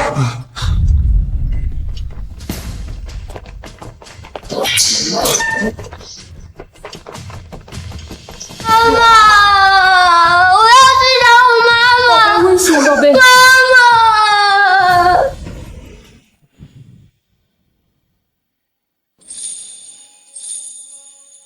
妈妈，你坚持住，妈妈！妈妈，你快醒醒，妈妈！妈妈，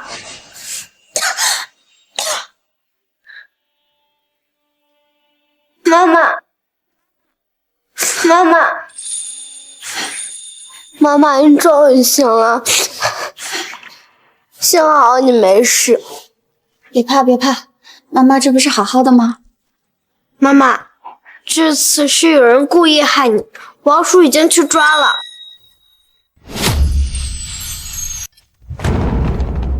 就是他，老实点！夫人，小姐，这就是关上门后放火的人，嘴巴硬得很，什么都没吐出来。不过今天来感谢夫人的人里有见过他的，知道来自黄家庄。黄家庄，姓黄。妈，我承认，我跟黄有明是有关系，但这不代表满倩是他的血脉呀。你认识黄有明？我早该明白，只要楚曼谦母女俩没被彻底按死，让他们寻到机会，就一定会出来作妖，故意放火。王叔，把他送到警局去。还有，你派人去黄家庄查查，他究竟是谁，有没有亲人。小兔崽子，我杀了看来是有亲人了。王叔，顺着线索去查。是。走。糟了，一时生气，忘了在妈妈面前装乖孩子了。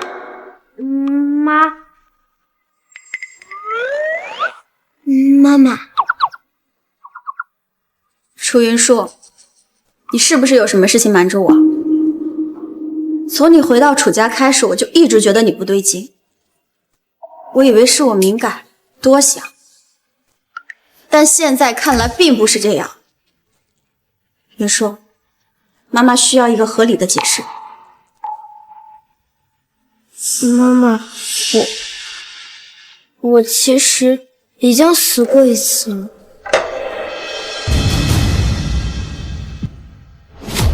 妈妈，事情就是这个样子的。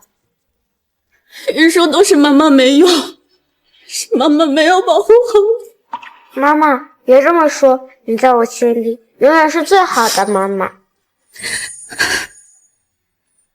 你放心，以后妈妈会好好保护你，一直陪在你身边。我也是。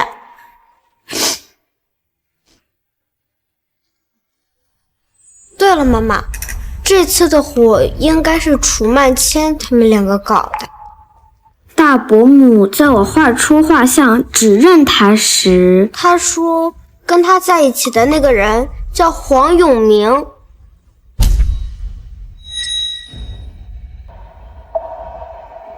他们都姓黄，确实很有可能。那云舒，你接下来打算怎么办？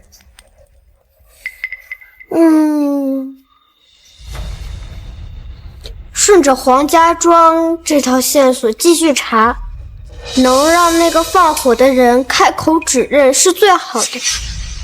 如果不行，看看他们还想干什么，想办法引蛇出洞。好。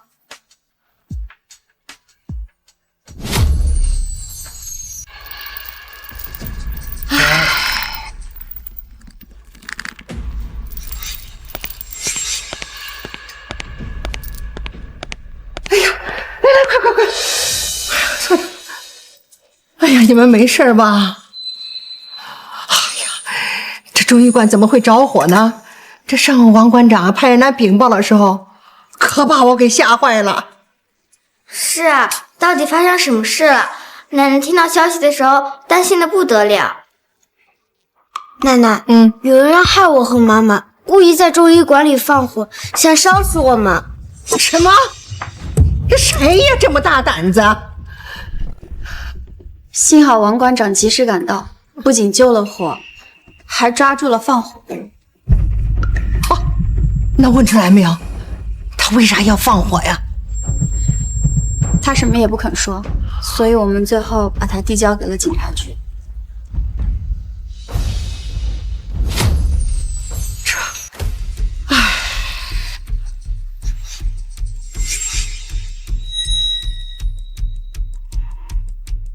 奶奶，云舒好害怕，警局里的叔叔真的能调查出结果，把坏人都抓走吗？当然能啊，况且还有奶奶呢，奶奶也会派人去查。无论如何啊，一定要把这藏在幕后的黑手啊给他挖出来。云舒相信奶奶。好。难道真让文成说对了？楚家的对手盯上了云舒，可是不应该呀。他们怎么会知道？云舒可能是楚家唯一的血脉。好了，既然都平安无事了，就别说这件事了。妈，关于方家药品交流展览会的事情，住口！住口！有你这样当爹的吗？也不关心自己的孩子，满脑子呀都是那钻营。滚！看见你就烦。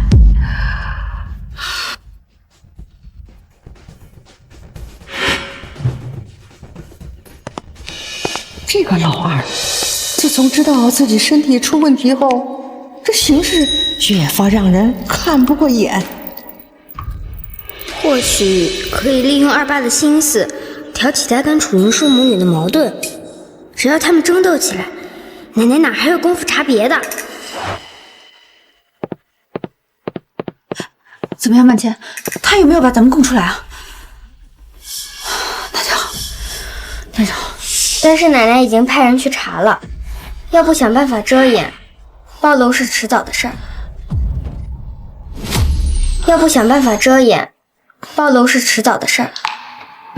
那我们该怎么办啊？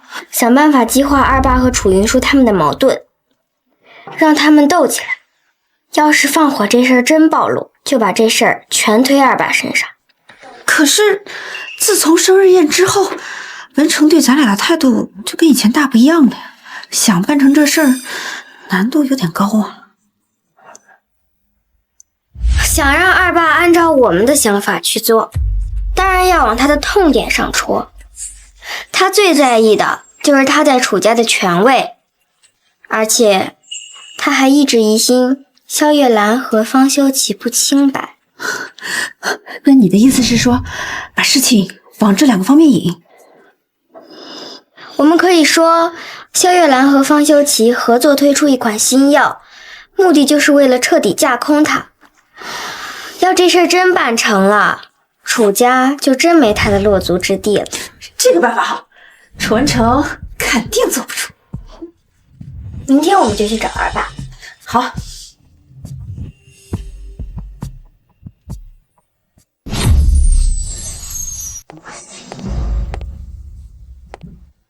你们母女俩叫过来有什么事？文成啊，我真替你感到不值。又怎么了？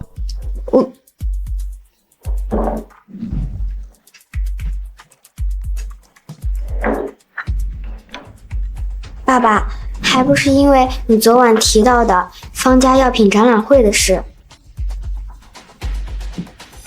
我走了之后，妈又说起这事了。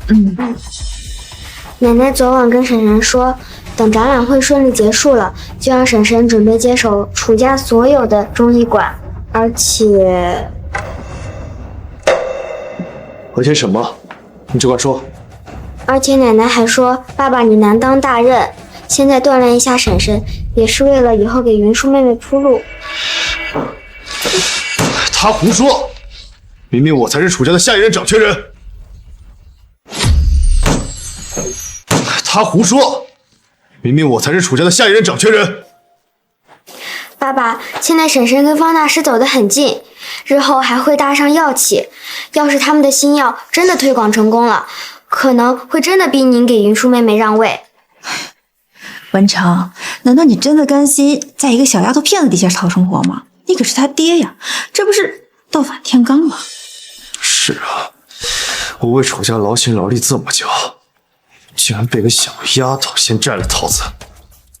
况且萧月兰那个贱人跟方修齐关系那么好，楚云舒是不是我女儿还不一定呢。有我把持住权力，才是对楚家最好的。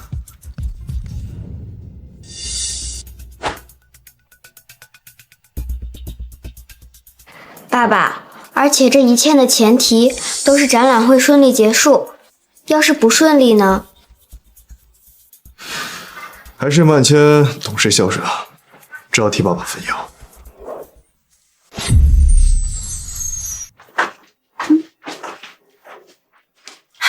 云舒啊，今天我派人去别院盯着的人回来告诉我，今天上午楚文成又去找王曼丽他们母女了。他们凑在一块儿，会不会又在打什么坏主意？如今我们比较要紧的是那场药品交流展览会，如果他们想跟我们使绊子的话，肯定会从这方面上下手。对，那我就提醒王馆长和李药师让他们加派人手看顾好为展览会准备的药。除了这个，你再让王叔找几个吃了新药好转的百姓，以防万一。对，就按你说的办。少爷，小吴啊，你去把这个药撒在参加展览会的新药上，然后去找人，在展览会结束之后去闹事，说吃了这个药会出人性命。少爷，少爷，这对我们楚家没有任何好处啊！少爷，万一老夫人那边知道，不会暴露的。你也不想你妹妹出事吧？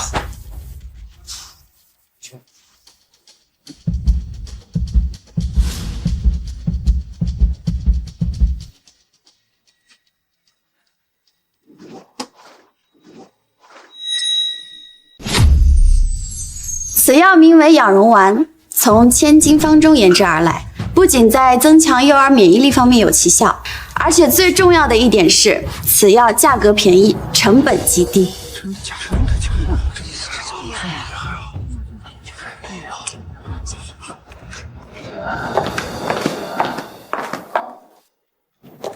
修齐，你把这养荣丸当成这次展览会的重心，也该有它的过人之处，你不介绍下？别说，这重点就在最后4个字上，成本极低。每枚造价10块钱，体弱的幼儿根据情况的轻重，大概服用8到10枚，就能变得和正常孩子差不多。当真？嗯。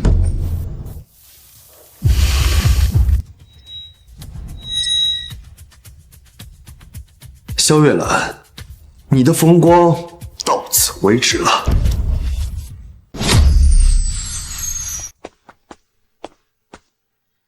于会长，怎么回事？门口来了一群人，说是要找萧医师。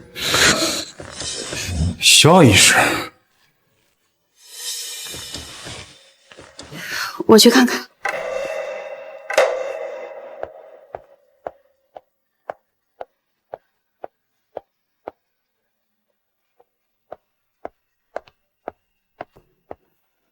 方先生，不陪着一起去看看吧？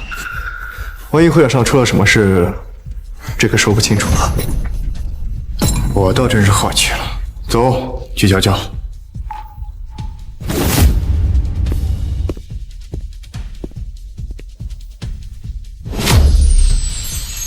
太感谢您了，您是我们的救命恩人啊！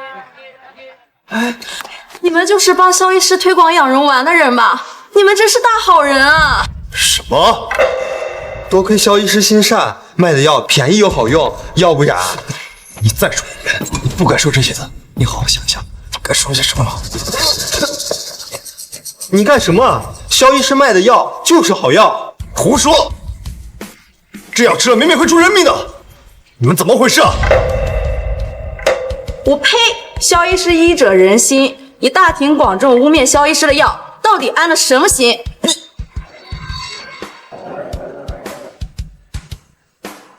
萧月兰，萧月兰，你玉叔，想必您现在心中已经有答案了吧？就知道什么也瞒不过你啊！萧医师，你这养荣丸价格亲民，药价也好，能研发出此药，你称得上功德无量啊！能尽己所能帮助更多的人，是我之所愿。好，好，我代表医贸协会正式与楚家签订养荣丸的长期供应协议。谢谢于会长。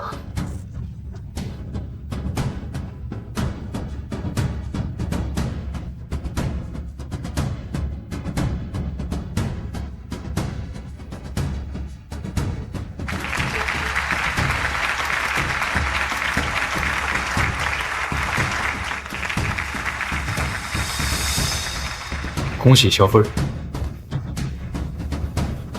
谢谢。萧月兰，这事没完。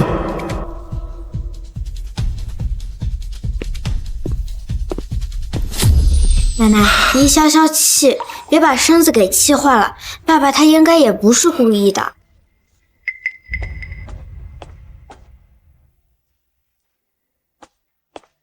爸爸，我们都等您好久了。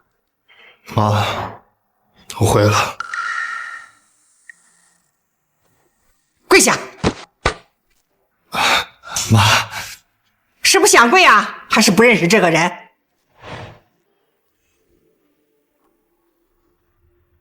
跪下！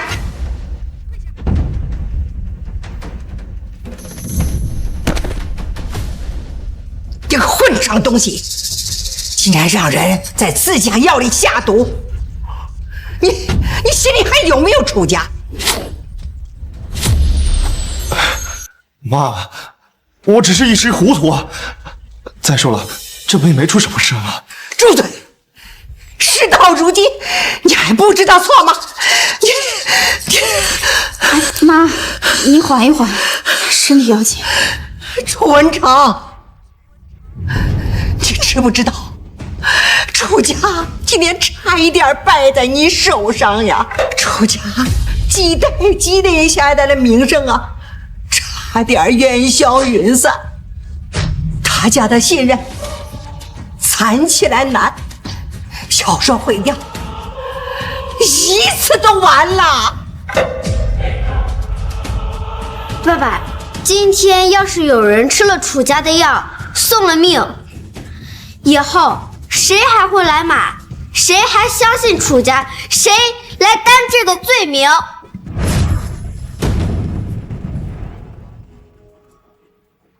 楚文成，今天你将会失去一切。爸爸，我知道你对我和妈妈在家里的掌权非常不满，但你也不能因此就想毁了楚家呀。妈，你别听他瞎说，我根本就没有这个想法。住口！你没有，你做的那些蠢事，哪一件不是差点毁了楚家？我念在云舒年幼，你又是我仅剩下的孩子，我一次次给你机会，可你呢，变本加厉呀！如今甚至能干出投毒的事儿。妈，我是被冤枉的，我是被冤枉的，是他们俩故意设计我，跟小吴他们是一起的。你还想狡辩？你还想狡辩？奶奶，这是不是你给小吴的？这是不是你的？你用小吴妹妹的性命来做要挟，逼着小吴来给药里下毒，这些是不是你干的？妈，不是的，不是我干的啊，这上面都不是我。对了，就是他，是他故意伪造的，他是故意陷害我妈。混账东西！我是老了，不是瞎了，是不是诬陷？我分得清楚。老夫人，是二少爷以我妹妹的命威胁我去投毒的，我做不出这种伤天害理的事啊！我妹妹，老夫人救救我妹妹吧！你快起来吧，你妹妹现在是安全的，你放心。求求你救救我妹妹吧！你快起来吧，你妹妹现在是安全的，你放心。谢夫人，谢夫人，你快下去看看你妹妹吧。是谢老夫人。楚文成，你太让我失望了。从今天起，楚家的继承权跟你没有半毛钱的关系。妈，你说什么呢？啊，我是您唯一的儿子，这楚家不给我给谁呢？女子，你给楚家做的最大贡献，就是生了云舒这么个女儿。妈，你要把楚家给这个臭丫头？用不着你操心。凭什么？妈，我才是你唯一的儿子，他毛都没长齐，他凭什么取代我的位置啊？我才是你唯一的儿子，他毛都没长齐，他凭什么取代我的位置啊？楚文成，念在最后的母子情分上，我会把你投毒这件事给瞒下来。但是从今往后，你给我滚出国去，永不得回荆州。什么？来人，把楚文成给我送出国去，永不得回国。妈，我是你唯一的儿子，你不能这么对我啊！妈，你再给我次机会吧，妈！楚文成，从此以后我们真的两不相干。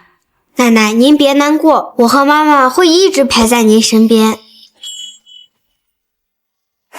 奶奶，您别难过，我和妈妈会一直陪在您身边。妈，你还有我们。是我楚家对不起你们母女俩，这些年实在太委屈你们了。来人，老夫人，通知下去，召开记者发布会。从今天开始，楚云舒就是我楚家唯一的继承人。是。奶奶，云舒不会让您失望的。有你在呀，奶奶放心。老夫人，还有一事，警察送来消息，当初放火谋害夫人和小姐的人招了，背后指使之人是黄永明。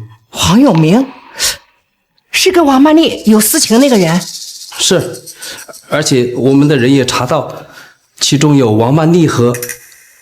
别支支吾吾的，快说。和曼茜小姐的手笔。什么？我真是瞎了眼了！你们这么两个白眼的，把主意打到我孙家身上来了。去，把他们给我带上来，立刻，马上！是。等等，妈，您不能再动怒了，您身体不好，要不还是先回去休息一下吧。月兰，你说，你们放心，这次他们谁也跑不了，我一定会给你们一个交代的。奶奶，云舒知道，奶奶不会让我们受委屈的。奶奶，您先休息一下，我们送您回屋。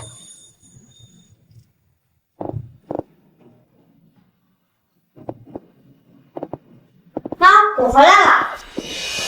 云舒，别动。你们想干什么？干什么？当然是要了你们母女俩的命。楚云舒，要不是你抢走了我的一切，我也不会走到今天这一步。这一切本就不属于你。闭嘴！要不是你从中作梗，不会有人知道我的身份。是你，都怪你！别出声！再出声，我先杀了你！你们敢？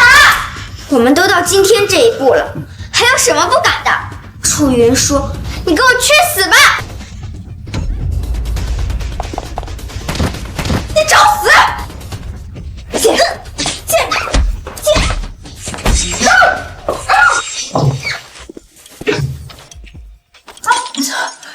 别伤到我妈妈！妈妈，楚云舒，现在这一切都应该是我的，楚家也是我的，给我去死！住手！你们来，云舒！奶奶，放开我！你放开我！你闭嘴！别来云舒，你们没事吧？没事了。老夫人，现在这两个人怎么办？报警！不要！我们接到报案，有人涉嫌谋杀。就是他们，他们俩找人故意纵火。警察同志，这是证据。你们被逮捕了。走。奶奶，你不能让他们抓他，我们，我是你的孙女，你从小看着我长大的，你不能让他抓我。闭嘴！都怪我瞎了眼，白养你这个白眼狼！放开我，楚云舒，我不会放过你的。云舒，月兰，你们没事就好。都怪我之前呀太纵容他了，才闹到今天这一步。妈，这不怪你，都是我不好。不过我们一家能够在一起，比什么都强。好。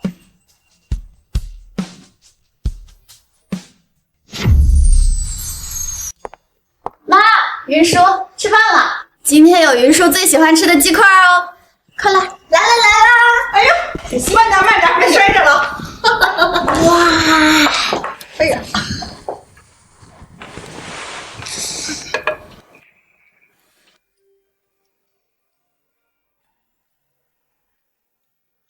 妈，给我尝尝。你别光顾着照顾我，你也吃啊！傻笑什么？快吃！来，妈妈，现在的生活真好，以后的生活呢，就会越来越好。快吃！